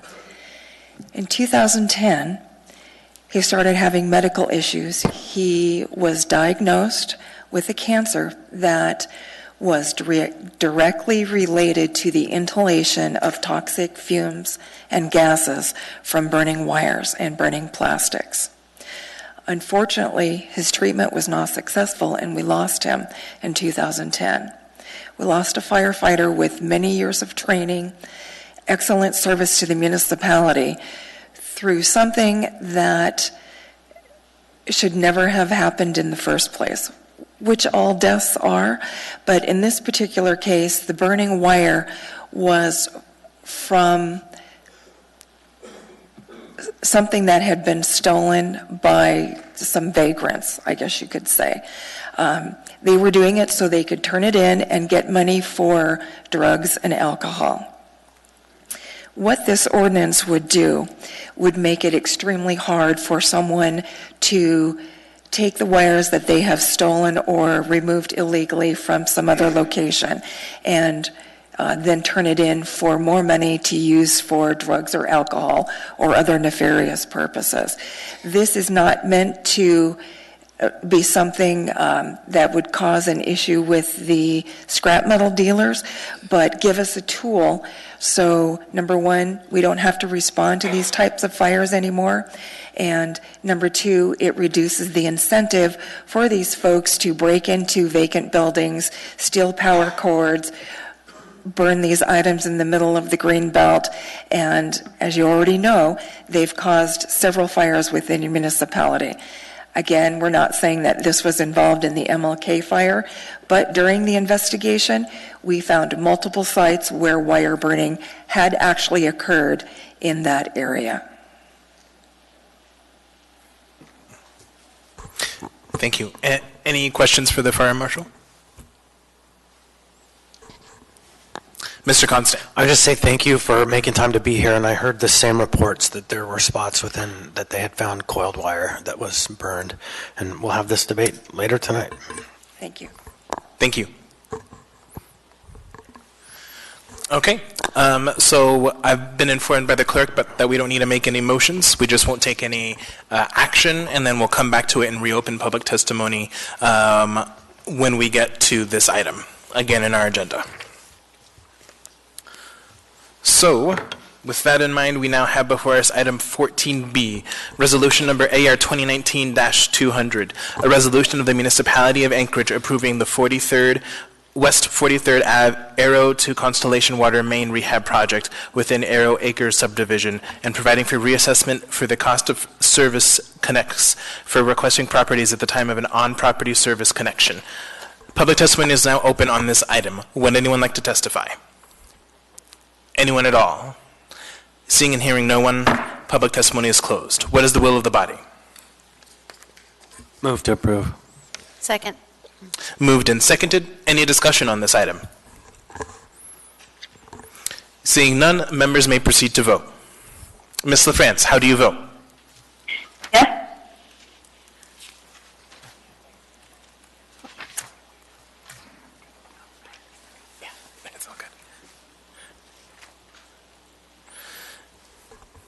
And that passes 10-0. We now have before us item 14C, resolution number AR 2019-221, a resolution authorizing the withdrawal from the Heritage Land Bank inventory to the Real Estate Services General Inventory and authorizing the mayor to designate management authority of said properties to the Anchorage Water and Wastewater Utility HOB parcels 6-057-1 and 6-057-2. Waive reading. Thank you. Public testimony is now open on this item. Would anyone like to testify? Anyone at all? Seeing and hearing no one, public testimony is closed. What is the will of the body? Move to approve. Second. Moved and seconded. Any discussion on this item? Seeing none, members may proceed to vote. Ms. LaFrance, how do you vote? Yes. That passes 10-0. We now have before us item 14D, ordinance number AO 2019-80, an ordinance authorizing the disposal by competitive bid of Heritage Land Bank HOB parcel 1-074A. Waive reading. Thank you. Public testimony is now open on this item. Would anyone like to testify? Anyone at all? Seeing and hearing no one, public testimony is closed. What is the will of the body? Move to approve. Second. Moved and seconded. Any discussion on this item? Seeing none, members may proceed to vote. Ms. LaFrance, how do you vote? Yes. That passes 10-0.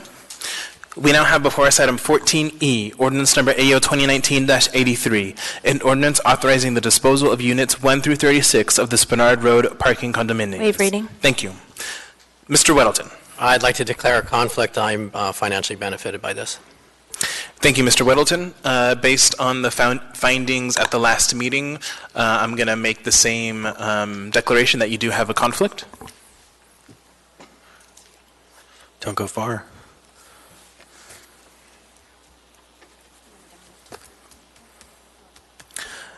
We have to do a public testimony is now open on this item. Would anyone like to testify?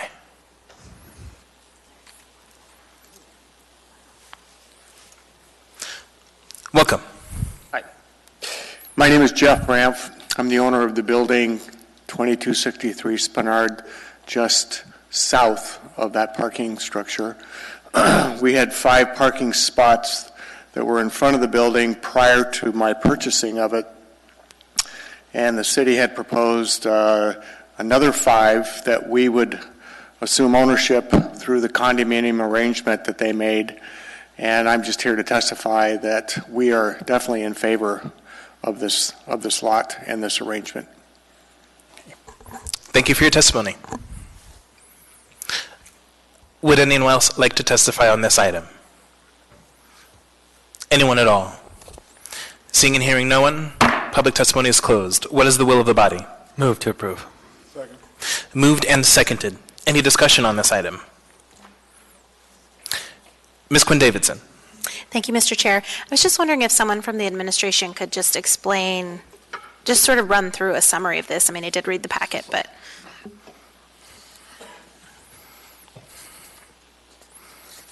Through the chair, Ms. Quinn Davidson, it is a little unusual.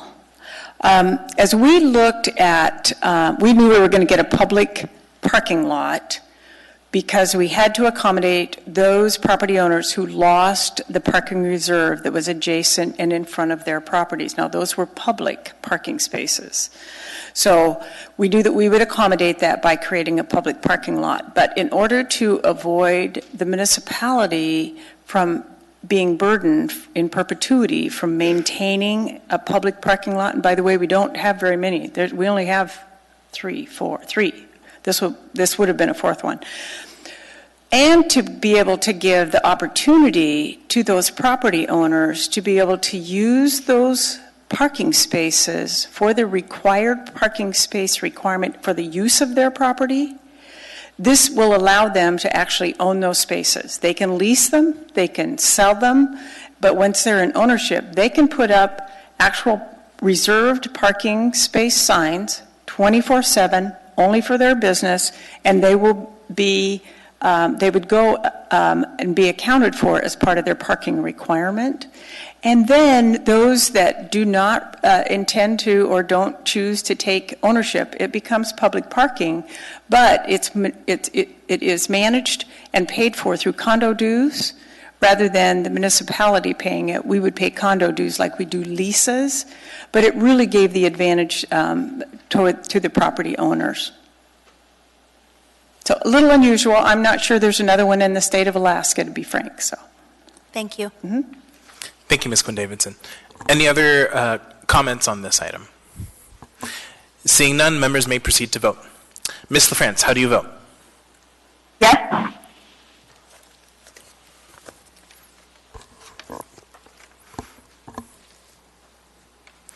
That passes 9-0 with Mr. Weddleton excused.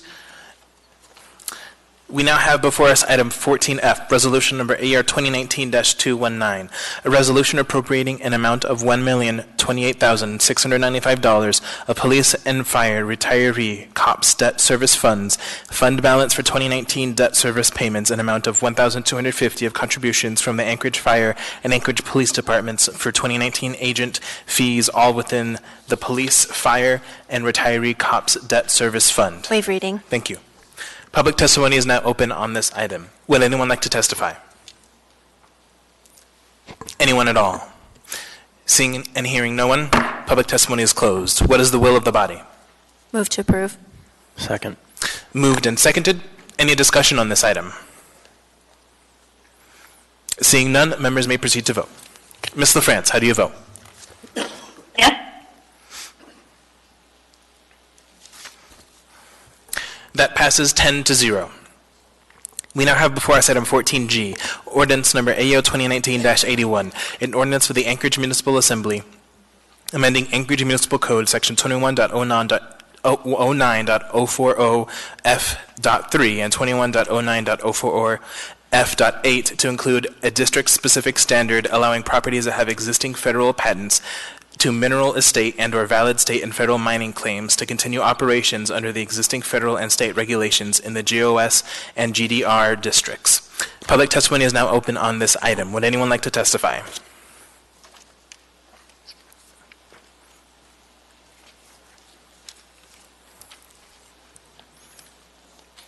Welcome. Hello, thank you. Should I begin? Yes. Okay, thank you. Thank you. My name is Brendan Raymond Jacobian from Girdwood. I'm here to ask you to vote no on this. This change will potentially help enable development with significant negative impacts to my life at my property and that of my neighbors. The language as it is now appears to provide a barrier or perhaps at least a speed bump to material site development near Girdwood residences, which will impact the community negatively. My wife and I have provided comments regarding concerns about proposed material sites in and near Girdwood in the past from DNR. These include potential noise impacts from blasting, impacts to safety on the Seward Highway from site traffic, impacts to natural character of Girdwood, which is the basis of our economy, designation of such sites being having occurred long before Girdwood looks like what it looks like now, and et cetera. Additionally, I'd note that such sites have no place in the GOS zoned areas, which are our highest level of protected natural spaces. Now, I understand, of course, that your zoning language is separate from that, but it is related. DNR has inadequately considered such concerns when they even bother to consider them at all. I would also draw your attention, which is relevant to something I'm going to point out later, to a mistake in the documentation before you in Assembly Memo 441-2019.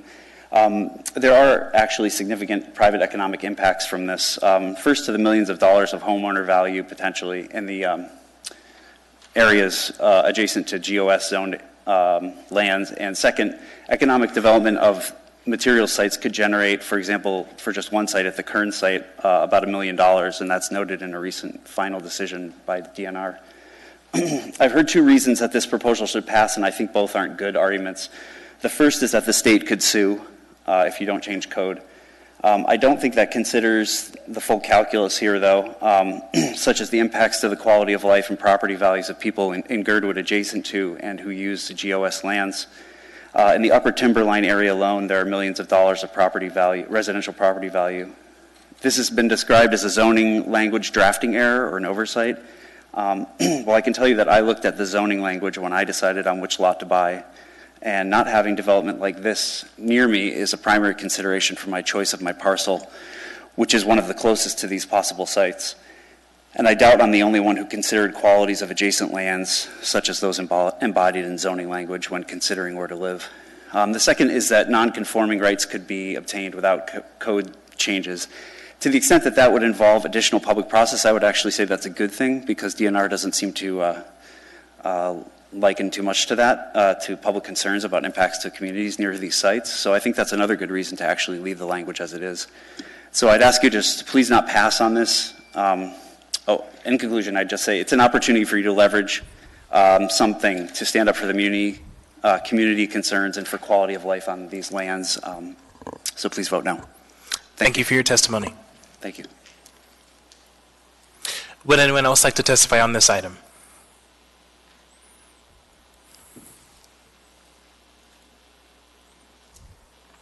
Welcome. Good evening. My name's Julie Raymond Jacobian, and I just wanted to support the comments that my husband Brendan just made about this proposal, and also encourage you to vote no tonight.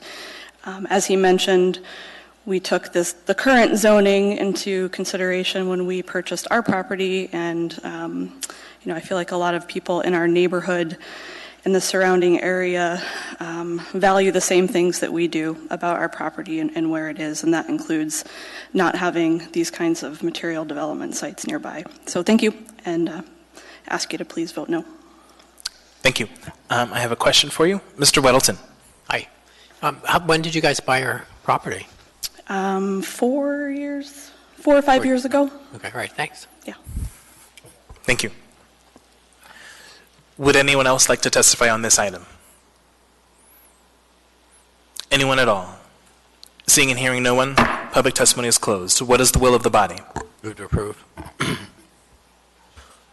Is there a second? Second. Seconded by Ms. Quinn Davidson. Mr. Constant. Thank you. I see a couple of acronyms here, GOS and GDR, but I don't see GBOS. Were they consulted in this conversation? Did this make it to the Girdwood Board of Supervisors?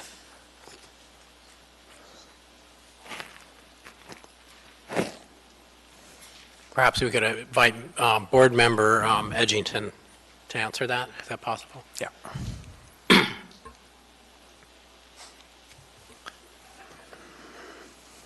I'm Mike Edgington, Goodwood Board of Supervisors.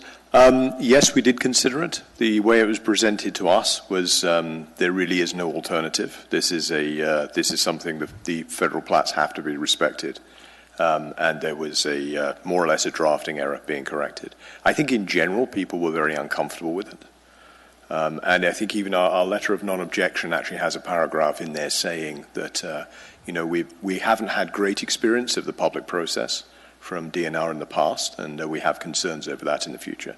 We did issue a letter of non-objection, but I think it was definitely with caveats. So maybe a letter of mild objection. I'm not sure what the right term is. Yeah, it's interesting that there was a letter of non-objection with some language in it, but it's not in the packet, is it? Anyone see that anywhere? Okay, thank you. I don't have it with me, unfortunately. Thank you, Mr. Constant. Ms. Kennedy. Thank you, Mr. Chair. I guess I have a couple of questions then. I'm not sure who might want to answer them. But first of all, I'd like to know, is this basically a gravel extraction that we're talking about? Secondly, the community, the neighborhood, about how many people are in this neighborhood. And has anybody actually, you mentioned the public process was kind of tough in terms of, I guess, dealing with the state or federal, and maybe the extent to what that process has been like for these residents, what kind of opposition they've been met with, or if they've even had any kind of feedback from those entities. But anyway, I guess I'm trying to get a little bit more of a handle on what's actually transpiring here and how the community really does feel about this, and whether or not we really do have any ability to maybe ask this to be reconsidered at the state or federal level. And I'd much rather know that we're doing this correctly rather than just because we think we have to.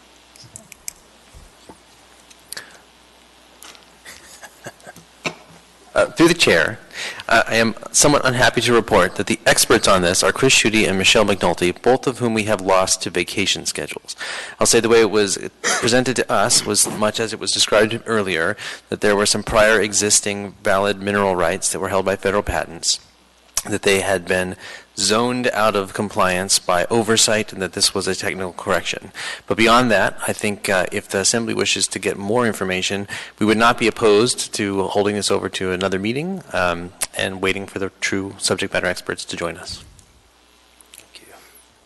Thank you, Ms. Kennedy. Mr. Weddleton. Well, I guess, I would recommend that we actually would hold this over, if that could be moved to postpone any decision until our next meeting, which will be July 23rd. Second. And if I sure, you can speak to it. Continue on that, and I think one is I emailed a variety of questions, and I've dealt when I was on the Planning Commission with a number of gravel pit issues, and it's a real stinker to live near those, and a lot of them are out in the Eagle River area. So very sympathetic with anyone next to these, and I was somewhat reassured. I mean, it's minimal really, but that our conditional use process would still apply, but I didn't get an answer on, do we have to do this anyway, because these are federally patented mining claims and they get to do mining whether we like it or not. And is that, is there someone here who could answer that now, or do you want to wait? Through the chair, I think that's one of the questions for our subject matter experts. Okay. Honestly, I haven't been involved in the process of putting this together, and I think they could probably answer that very quickly. My understanding, my rudimentary understanding from them is that this change would simply acknowledge and recognize existing patent claims. It wouldn't allow for any new development. It wouldn't trigger the conditional use process because it would contemplate only the continuation of existing activity rather than any new activity that would require a conditional use permit. But I would second Mr. Falsey's request or recommendation that this be pushed to a future meeting, because honestly I'm cobbling together that understanding from some previous correspondence with folks in planning, and I think you really would benefit from hearing directly from Michelle and from Chris, who have worked this issue, rather than getting sort of bad answers to your questions from Mr. Falsey and myself. Thank you, Mr. Weddleton. Mr. Peterson on the motion to postpone. Well, thank you, Mr. Chairman, and I think the postponement is a good idea. I was just questioning as to how long these claims had been filed. Were they filed before the housing was built? And are they claiming some kind of sort of grandfathered rights? Not sure. But I grew up about a mile from a limestone gravel pit, and it was handy when we had to fill in holes after heavy rains, but when they set off the dynamite about 7 in the morning, it wasn't always that great. Thank you. Thank you, Mr. Peterson. Mr. Constant, on the motion to postpone. Yeah, no, I'm in support of the motion, so that's it. Okay. Seeing no further discussion on the motion to postpone, let's go ahead and vote. Ms. LaFrance, how do you vote? Yes.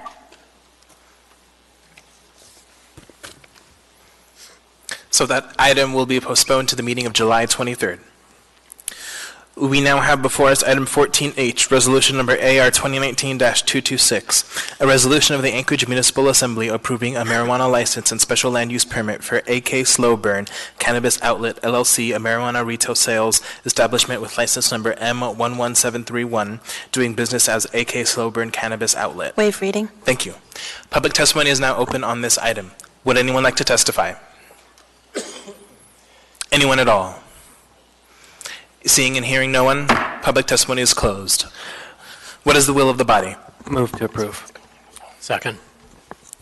Mr. Constant. I'm sad that I was unable to make the committee meeting last week. Ms. LaFrance and I were out touring at Clutna, and that was the chance we had. But I can speak on behalf of this licensee. They operate another store in Mountain View and have proven to be a very great neighbor. They are providing community service and funding to the community council. They're everywhere you want them to be and more. So, thank you, Mr. Constant. Ms. Quinn Davidson. Thank you, Mr. Chair. On behalf of Ms. LaFrance, who isn't here but is on the phone, I wanted to move to amend 14H on the AM, specifically page 590 of the packet. The box for 10.80.335, the health and safety requirements, should be marked yes. And we understand from staff that that was an omission. second.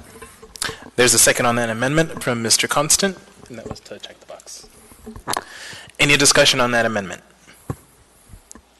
Seeing none, members may proceed to vote. Mr. Chair, I need to catch up with you since I was rescuing a phone. Sure, sorry. So it's going to just take me just a second. Sure.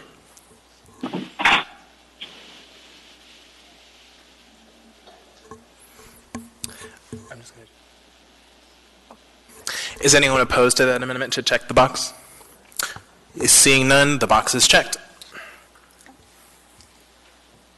Just Mr. Rivera. Mr. Rivera? Thank you, Madam Vice Chair. So this item was somewhat controversial when it came before the Campbell Park Community Council, specifically around the impacts on traffic through the neighborhood off Shelikoff. And the council decided not to oppose the business, and the owner agreed to assist with this situation by providing directional signage. And the council got a lot of positive testimony from folks who live in Mountain View about the owner and his good intentions. In the end, the council had no objection to this, but the council would really like us to figure out their traffic concerns. But I will be in support of this. Thank you. Thank you, Mr. Rivera. Ms. Salatel. Thank you, Mr. Chair. And on that same vein about the traffic concerns out of Campbell Park Community Council, which is the adjacent community council, this is actually in the Tudor area one, I had asked about that directional parking at the Community and Economic Development Committee meeting, if that should go into the special land use permit, and the advice was no, but if the community does have issues or it does become problematic, that they can come back when we come back for the renewal of the license. Thank you, Ms. Salatel. Any further discussion on this item? Seeing none, members may proceed to vote. Ms. LaFrance, how do you vote? Yes.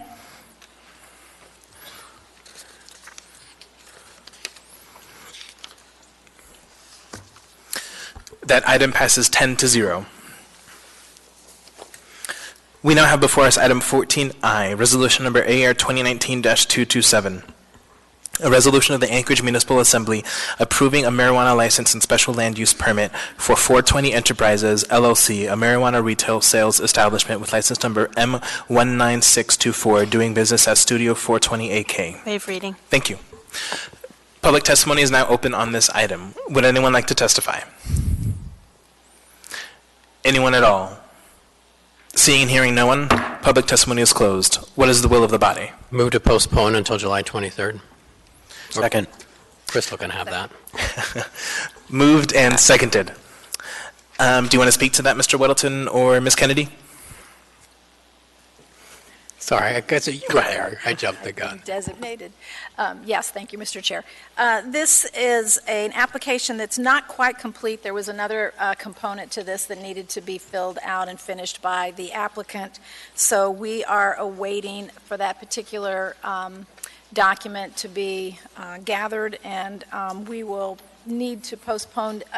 I don't really know without having some of our other staff here to really be able to say a date by which we should. I don't know if a week is enough, or 2 weeks, or if we need to wait a month. So I don't know if someone from the administration wants to respond, but Mr. Weddleton gave the date certain of the 23rd. And if I might, I'm in the queue. There's an AIM submitted by the planning department that gives the date specific July 23rd. It's in the packet right here. It's dated July 9, and it says that they need until July 23rd. So, great. Thank you. Mr. Constant, do you want to speak on the motion to postpone? It was literally just to put that the AIM is in the record. So. Great. Thank you. Mr. Weddleton on the motion to postpone? Well, I support and hope you would too. And I questioned on, this was not discussed at the Community Economic Development Committee, so we should probably have a meeting that week before to look at it, I think. So anyway, we'll look at that. Thank you, Mr. Weddleton. Consider that. Thanks. Seeing no further discussion, members may proceed to vote on the motion to postpone. Ms. LaFrance, how do you vote? Yes. That item is postponed to July 23rd. We now have before us item 14J, resolution number AR 2019-230, a resolution of the Anchorage Municipal Assembly approving the transfer of controlling interests for AKGLD LLC of municipal marijuana cultivation license number M10293 for Fuzzy Monkey, of retail license number M10864 for Fuzzy Monkey, and of retail license number M10933 for Alaska's Green Light District, stating the Assembly's waive of protest to the transfer of State of Alaska marijuana license number 10293, number 10864, and number 10933. Waive reading. Thank you. Public testimony is now open on this item. Would anyone like to testify? Anyone at all? Seeing and hearing no one, public testimony is closed. What is the will of the body? Move to approve. Second. Moved and seconded. Mr. Constant. First, I just want to hear you say Fuzzy Monkey again. But second, this is interesting. The last 2 or 3 meetings, I think we've had some kind of a transfer, and I think what we're really starting to see now is a shift into the next phase of the cannabis industry in our state, and that is the consolidation phase. And so I don't know if it's going to get bumpier or more interesting, but pay close attention because these changes are starting to happen pretty quickly. Thank you, Mr. Constant. Any further discussion on this license? Mr. Weddleton. Well, I think this is fairly simple. It looks like the husband owned it, now he split it with his wife. And probably not one of those big turnovers economically. So. And what was the business name again? Mr. Rivera. Fuzzy Monkey. Oh, That was just as good. All right, seeing no further discussion on this license, members may proceed to vote. Ms. LaFrance, how do you vote? Yes. That is approved, 10-0. We now have before us item 14K, ordinance number AO 2019-73, an ordinance of the Anchorage Assembly amending the zoning map and providing for the rezoning of lots 2A1 and 2A2 Raspberry Center subdivision. Waive reading. Thank you. Public testimony is now open on this item. Would anyone like to testify? Good Morning, I'm Sean Debenham. I'm the owner of the lot in question.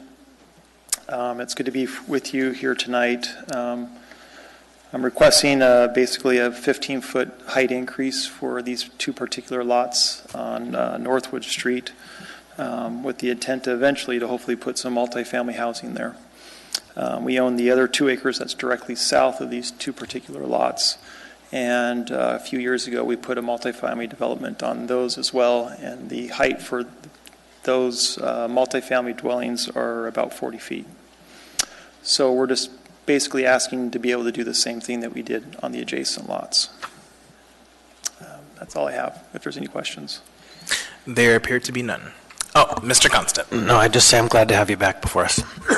Yeah. Thanks. All right. Thank you for your testimony.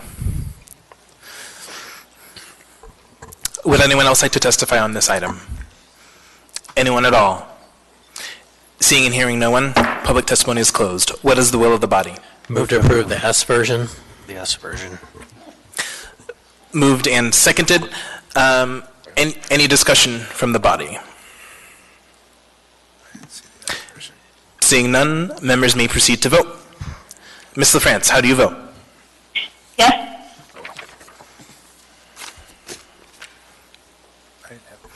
That passes 10-0. We now have before us item 14L, ordinance number AO 2019-78, an ordinance amending Anchorage Municipal Code section 12.15.025 to expand eligibility for real property valuation reassessment and tax relief following a disaster caused by a fire. Waive reading. Thank you. Public testimony is now open on this item. Would anyone like to testify?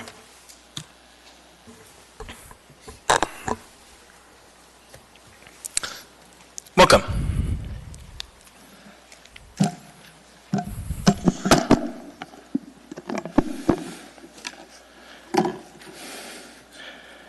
My name is Eugene Carl Haven. I represent myself. I live in the Matsu Valley. I follow the public process. When the public process is done appropriately, a decision made by the governing body is more like in the public interest. I was present at your meeting in City Hall on this issue and listened and also talked to officials afterwards. First of all, is on the subject here, I don't see anything in here to address what is this going to cost the city. What properties are we talking about? And there should be part of this to show what is it going to cost. Because what we have here that I see is a document that you're going backdate to retroactive to January 1st, 2019. And certain property owners who have been affected by fires in this case can come back in and get repayment for paying out their taxes. And then the end result is obviously that's going to create a situation for the municipality of Anchorage where you have this money and now you're paying back. And to remind you, we are in a budget crisis. The second part of this is in this. It's addressing the fire scenario, but I noticed the word disaster. It says disaster. And to remind you, the most striking disaster that has affected this area in less than 12 months is the earthquake. Now, you're addressing fire, but what about the property owners, commercial and residential, that have been affected by the earthquake? And how has the Assembly, and some of you were not present on the Assembly, some of you are newly elected since that situation, things have changed, but what has not changed is the community that has been affected by the earthquake is still like in limbo as far as what about our property losses and what about our valuations. Now, just to remind you all, I was present on a lot of meetings and how you handled the scenario on that situation. We're talking about disaster and valuations. I give you credit for one thing in this case, is you did do an extension for a few months to allow for valuation. But what that didn't come, and I addressed it then, is that extension did not allow enough time for the spring because the full Mr. Haber, if you can keep on subject, please. I am. I'm trying to, excuse me, I'm making a point, with all fairness, is that led the situation to the spring where you didn't know the full extent of that disaster.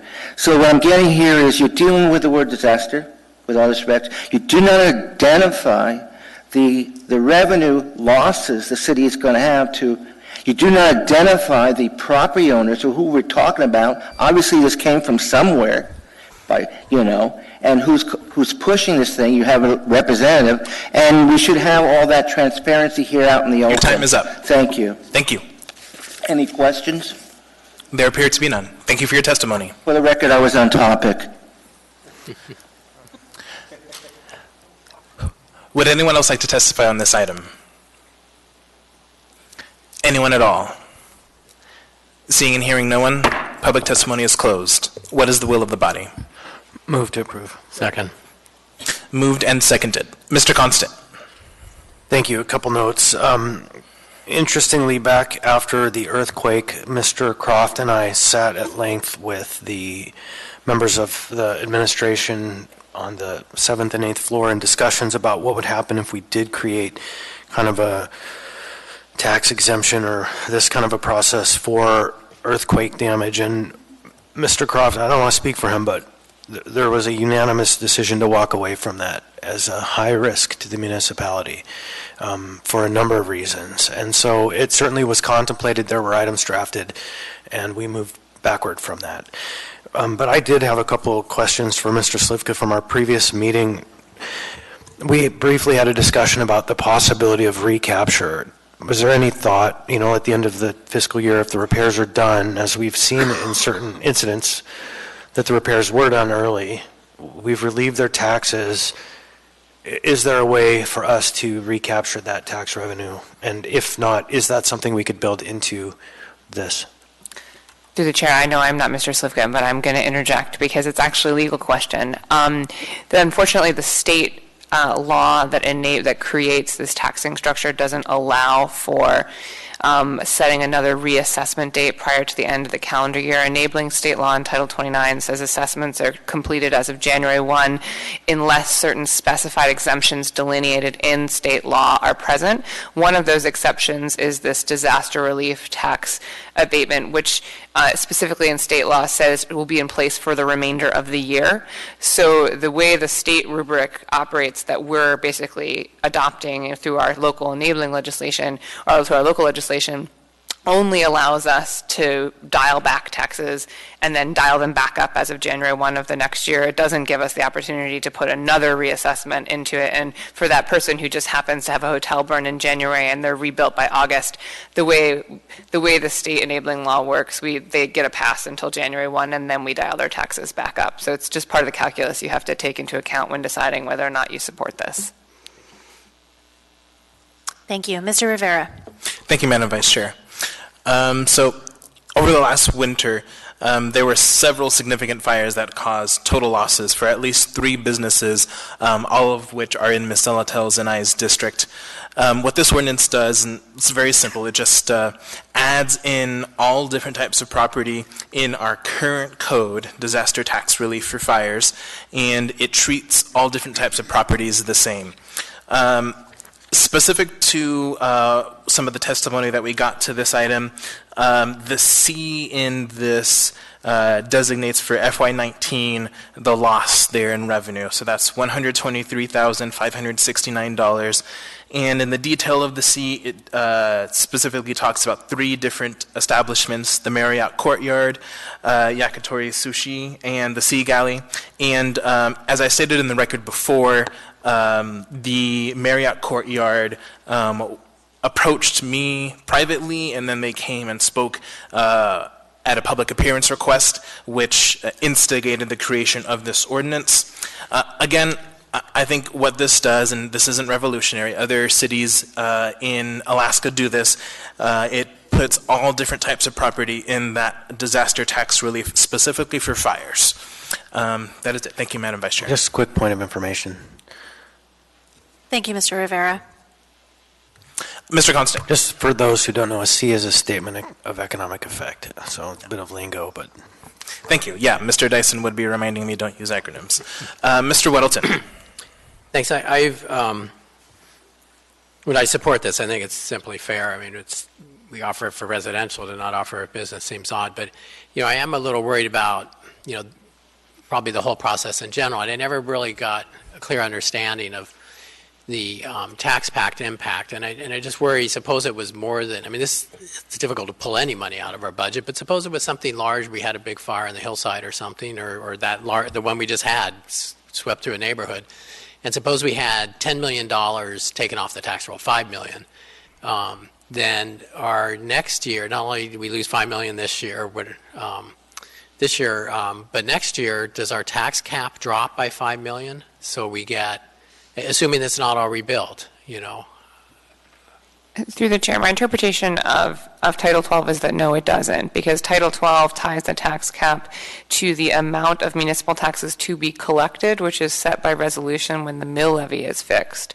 And so that, using that exact language. And so if that, unless that number changes, which it doesn't through the mechanism of the disaster relief tax exemption, then the tax cap remains constant at what you were going to tax for the given year, whether or not there have been taxes refunded. Can I try to repeat that and see if I'm right in my understanding? Certainly. So if, like we normally do, we say, okay, here's how much, we approve the budget and say this is how much we want to collect as taxes. Then we have a number. A month later, someone comes in, but whoa, my building burnt down. And we say, okay, well, we won't charge you property tax. So we lose that money, but the number that we voted on stays the same. And that's what starts the next year's tax cap. Through the chair, yes. And I think that the way I think of it in my head is that if you at the beginning, if we set the mill levy when we had the reevaluated property, those dollars would have been spread somewhere else. Someone else would have paid those dollars. So the fact that we've refunded them to one individual person doesn't change the amount of taxes we were needing to levy and planning to levy, and that we had fixed as the taxes to be collected in that given year. So it doesn't, under the way Title 12 works, require us to take that out in the next year. Okay. You said it more succinctly and better. Well, I don't want to claim that I said it better than you did. I just said it in my way. Thank you. So I'd urge support for this. Thanks. Thank you, Mr. Weddleton. Ms. Zolotel. Thank you, Mr. Chair. Kind of diverting a little bit from the tax question itself, but when we have these properties and they burn down, is there any way to tie getting the tax relief to cleaning up or securing the properties? We get a lot of, or is it taken care of somewhere else in code? Because we get a lot of emails and concerns about vacant properties, properties that are abandoned, or just, I could see having burnt debris sitting on the lot for a really long time being problematic.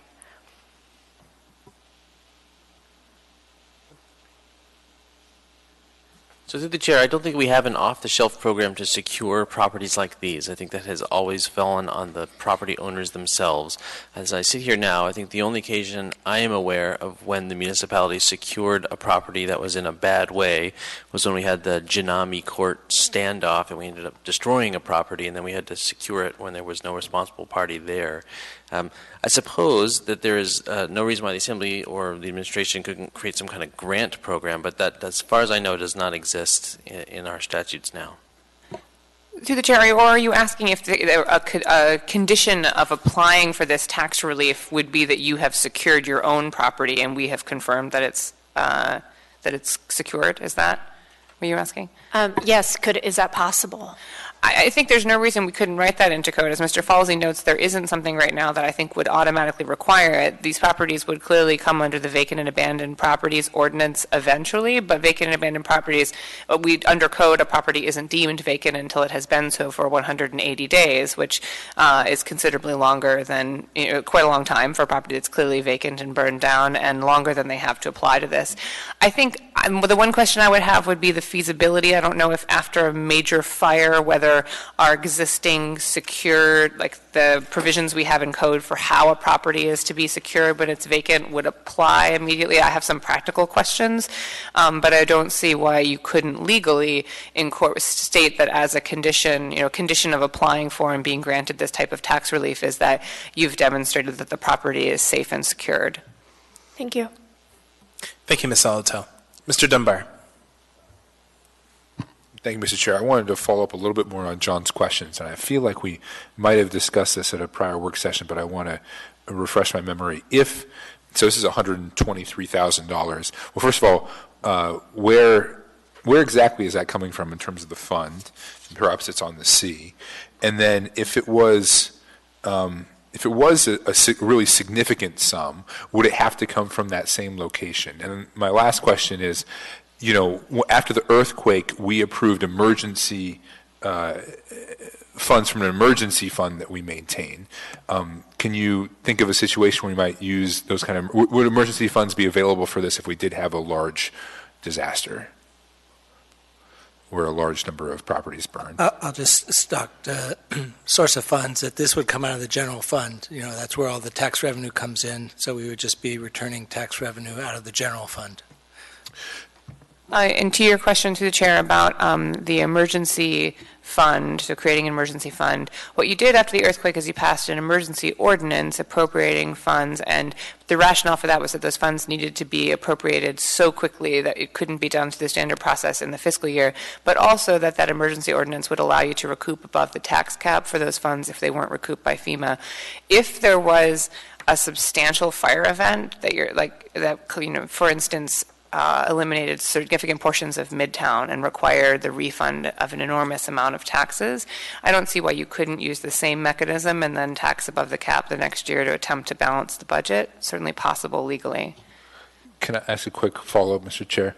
So these $123,000 coming out of the general fund.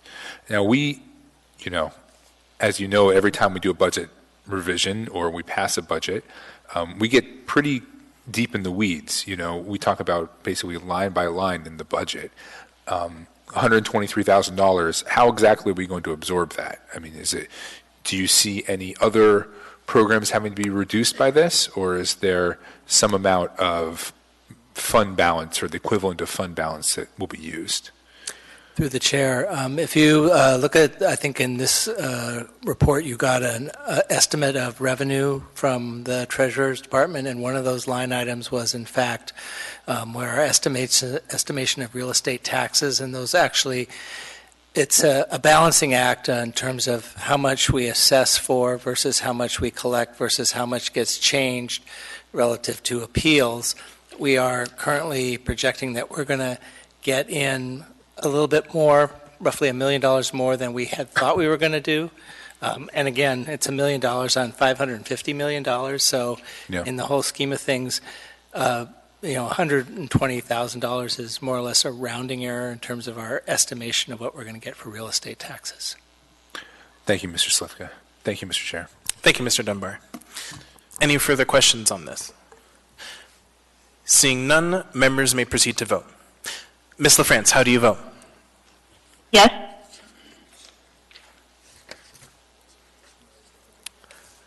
That passes 10-0. We now have back before us item 14M. Does someone need to reopen public testimony and make that motion?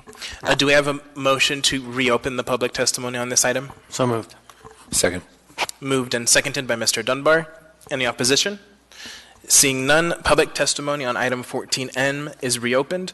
That's an ordinance amending Anchorage Municipal Code to prohibit the sale of metallic wire that has been burned to remove insulation to scrap metal dealers. Would anyone like to testify on this item? Anyone at all? Seeing and hearing none, public testimony is closed. What is the will of the body? Mr. Chair, I think it was 14M, right? Yes, Michael. M. And it's the S version. I'd like to move the S version. Thank you. Second. Seconded by Ms. Quinn Davidson. Yep, good.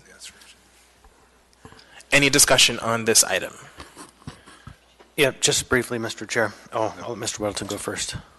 Sure, go ahead. Oh, okay. You know, I support this. I think we've had a lot of good testimony on it, and Mr. Constant's done a good job kind of showing us the issue. I appreciate the fires. I mean, it's just kind of appalling and fascinating. They stole the extension cords that they're using to heat their cars, to plug in their cars. I mean, it shows how desperate people are out there. But you know, I had a neighbor who used to burn wire from his electrical business, and it is some really awful stuff. So anyway, thank you to Mr. Constant. Yeah. Thank you, Mr. Weddleton. Mr. Constant. Thank you. A few things more. This is really in the sweet spot of the Venn diagram of all the work that we do. This is public safety. It's crime prevention, it's public health, it's protection of commerce, and it's community. It's like literally the heart of everything. And I want to thank firefighter Bruce, who's sitting quietly over in the corner, you know, he brought this to me as a concept not so long ago, but we've been talking for a while, and we need more of this. These are common sense solutions. Now, what was revealed in the discussions at the work session and other points is that this is probably a step along the way. There might be another step that we need to apply, and that's a conversation with the metal recycling companies, because I've been told, and I haven't seen any evidence to this effect, but I'm going to be seeking it, that some of these folks just pay the fines when they hear someone's coming to look, and they just do it anyways because there's just too much money in it for them. And so there's a conversation about the possibility of adding these folks to the municipal business licensing section, where we have taxi cabs, where we regulate tow truck drivers and other operators, so that we can get a firmer handle on this process where really essentially stolen goods are being moved through the municipality in a very toxic way. So I do thank everyone for their support. Thank you, Mr. Constant. Any further discussion on this item? Seeing none, members may proceed to vote. Ms. LaFrance, how do you vote? Yes.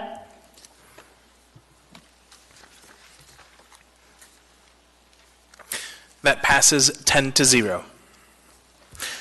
We now have before us item 14N, ordinance number AO 2019-84, an ordinance of the Anchorage Municipal Assembly amending Anchorage Municipal Code sections 2.30.080, 2.30.12b, and 10.80.076 to bar reconsideration of the Assembly action on state liquor license or marijuana license applications. Waive reading. Thank you.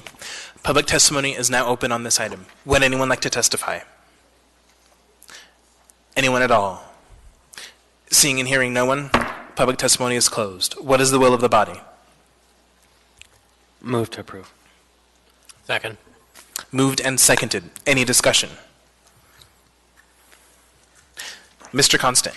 Yeah, thank you. I've had a number of conversations with folks about this, and one person in particular bent my ear, who never bends my ear, came out of the woodwork to say, please support this. And so I have my qualms only because it actually misses a number of points. In particular, if we're looking at ways that the rules can be manipulated and abused, I'm probably the one who, in the time that we've been here, did this, and recognize the power that this move can have. And these alcohol licenses and marijuana licenses are okay, but really the thing that came to mind for me recently is, what about ballot questions and bonds that have to be put on a ballot and other items that have very concrete and time-specific deadlines that a super minority could block from the ballot because of the way the rules are established. And so again, this is a good step, but there's a second step that needs to come along with this, which is to bring all the sections of the code where there's some time-specific requirement to where we are just following Robert's rules, which is you can reconsider, but only on the same night and not another time, or that grants us the right to have an emergency special meeting, some way that we can make this more procedural than picking one item at a time that we might think shouldn't have that. So I support this, but we have more work. Thank you, Mr. Constant. Mr. Gates.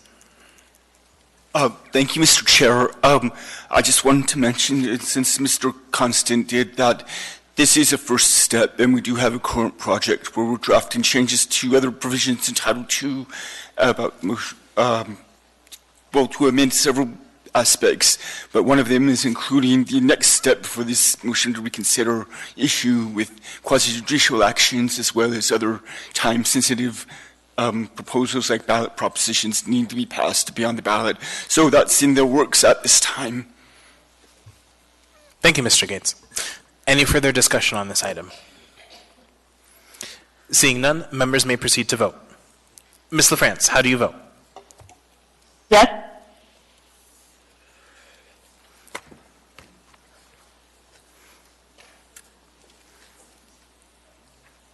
That passes 10-0. That brings us to the end of our regular agenda. Special orders, there are none. Audience participation. Would anyone like to speak on any item not before us? Yes. Wait a minute, you said any item not before you. That's been corrected by council in that previous meeting. It could be on any issue. Correction? Please correct that. Welcome. You didn't correct it.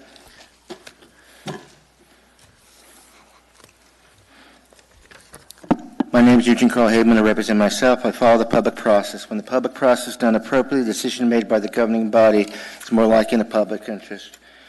What I'm going to bring up to you tonight is the issue dealing with the meeting the legislators in Wasilla. I was present yesterday and today at the meeting. I'm probably one of the few that, especially today, there were very few people there.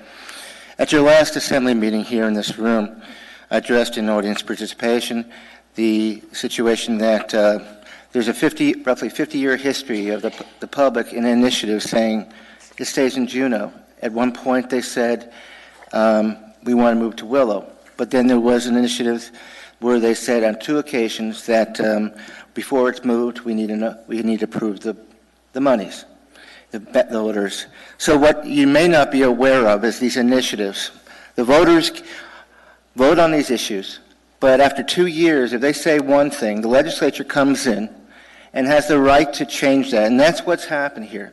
Now, the governor and Constitution, yes, can declare a session, but it's a law that is creating a situation where the governor is setting a location, and that's what's going on law. And that law was done back, I believe, in the 80s, and there were initiatives after that with the public stating that, wait a minute, before we do anything, and what is the idea of moving the legislature and moving the Capitol? The principle is they want to be closer. But in reality, it's not any closer than I was at those meetings today, with all respect. And I believe in a key point here that I didn't address before. I strongly believe, unless the government can prove it otherwise, that this is a clear tactic to ensure that the legislature is divided in such a way that no one can override the vetoes.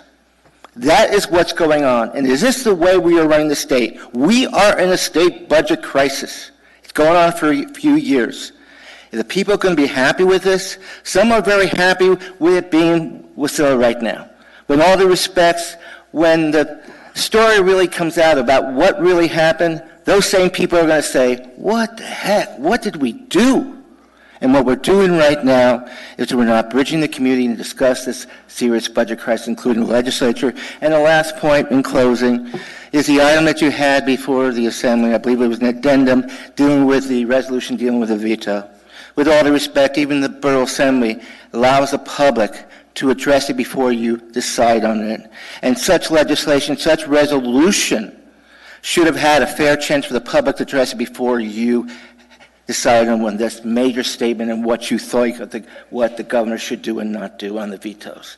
Thank you very much, with approximately 7 seconds to spare. Thank you. Would anyone else like to speak before us? Welcome. Good afternoon or good evening. My name is Lou Weaver.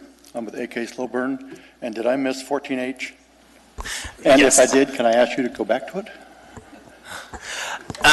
Yeah, we did pass it, sir. Oh, you did? Yes. Yeah. Yep. Thank you very much.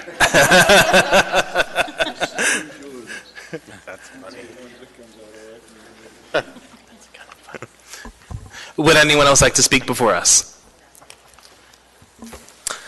All right. Seeing no one, we'll go ahead and move on to... Oh, welcome. Hi, Dean Bruce. I work for the Anchorage Fire Department. I just want to say thank you, and thank to Chris Constant. I brought this idea to you, 4 weeks ago for the burning wire, and here we are, and it's passed. Thank you very much. Appreciate it. That's it. Thanks. Thank you. Would anyone else like to speak before us? Seeing no one, we'll go ahead and move on to Assembly member comments, starting with Mr. Weddleton. No comments. Thanks. Thank you. Ms. Salatel. Thank you. Just keep observing the burn ban, please. Thank you. Thank you. Mr. Dunbar. No comment. Ms. Kennedy. Thank you, Mr. Chair. Just want to invite everyone out to the Eagle River community this weekend. The Chugiak Eagle River Chamber of Commerce presents the annual Bear Paw Festival. That begins about noon on Friday and goes through Sunday about 6 o'clock. So hope you'll come out and enjoy us. It's a great fun time. Thanks. Thank you. Ms. Quinn Davidson. None for me, thanks. Thank you. Mr. Peterson. Thank you, Mr. Chairman. And I just want to remind people it's baseball season. They're playing some great baseball down at Mulcahy Stadium pretty much every night. So check your schedules and get down there and support our local teams and keep baseball alive in Alaska. Thank you. Thank you. Mr. Constant. Thank you. I had some great firsts in the last 10 days. So this last weekend, I floated the Kenai for the first time, which was a blast. And I also floated out at Big Lake because it's 1,000,000 degrees, and that water was warmer than Hawaii. And I floated Campbell Creek. And I did that with Jeff Landfield and the Alaska Landmine on an expose that they were working on about homelessness in Anchorage. And the most fun that I had of all those floats was definitely going down Campbell Creek. Who knew that you could come to such a beautiful place where you're completely outside of Anchorage, right in the middle of Anchorage? It's such a strange phenomenon. And if you haven't watched that documentary or video, whatever you want to call it, This is Anchorage, I highly recommend that you do. It's not comprehensive. It's a snapshot. It's not the picture over time. But it would be a really good use of your time. And one last note, and I'm just stalling for time right now, waiting for a date. Next month, since we're talking about fire, we're going to have the Fill the Boot campaign coming up. So everybody get ready for a good time. And what day is it, Dean? Okay, well, we'll move on. Thank you. It'll be next month. You'll hear more about it. Thank you. Mr. Perez-Verdia.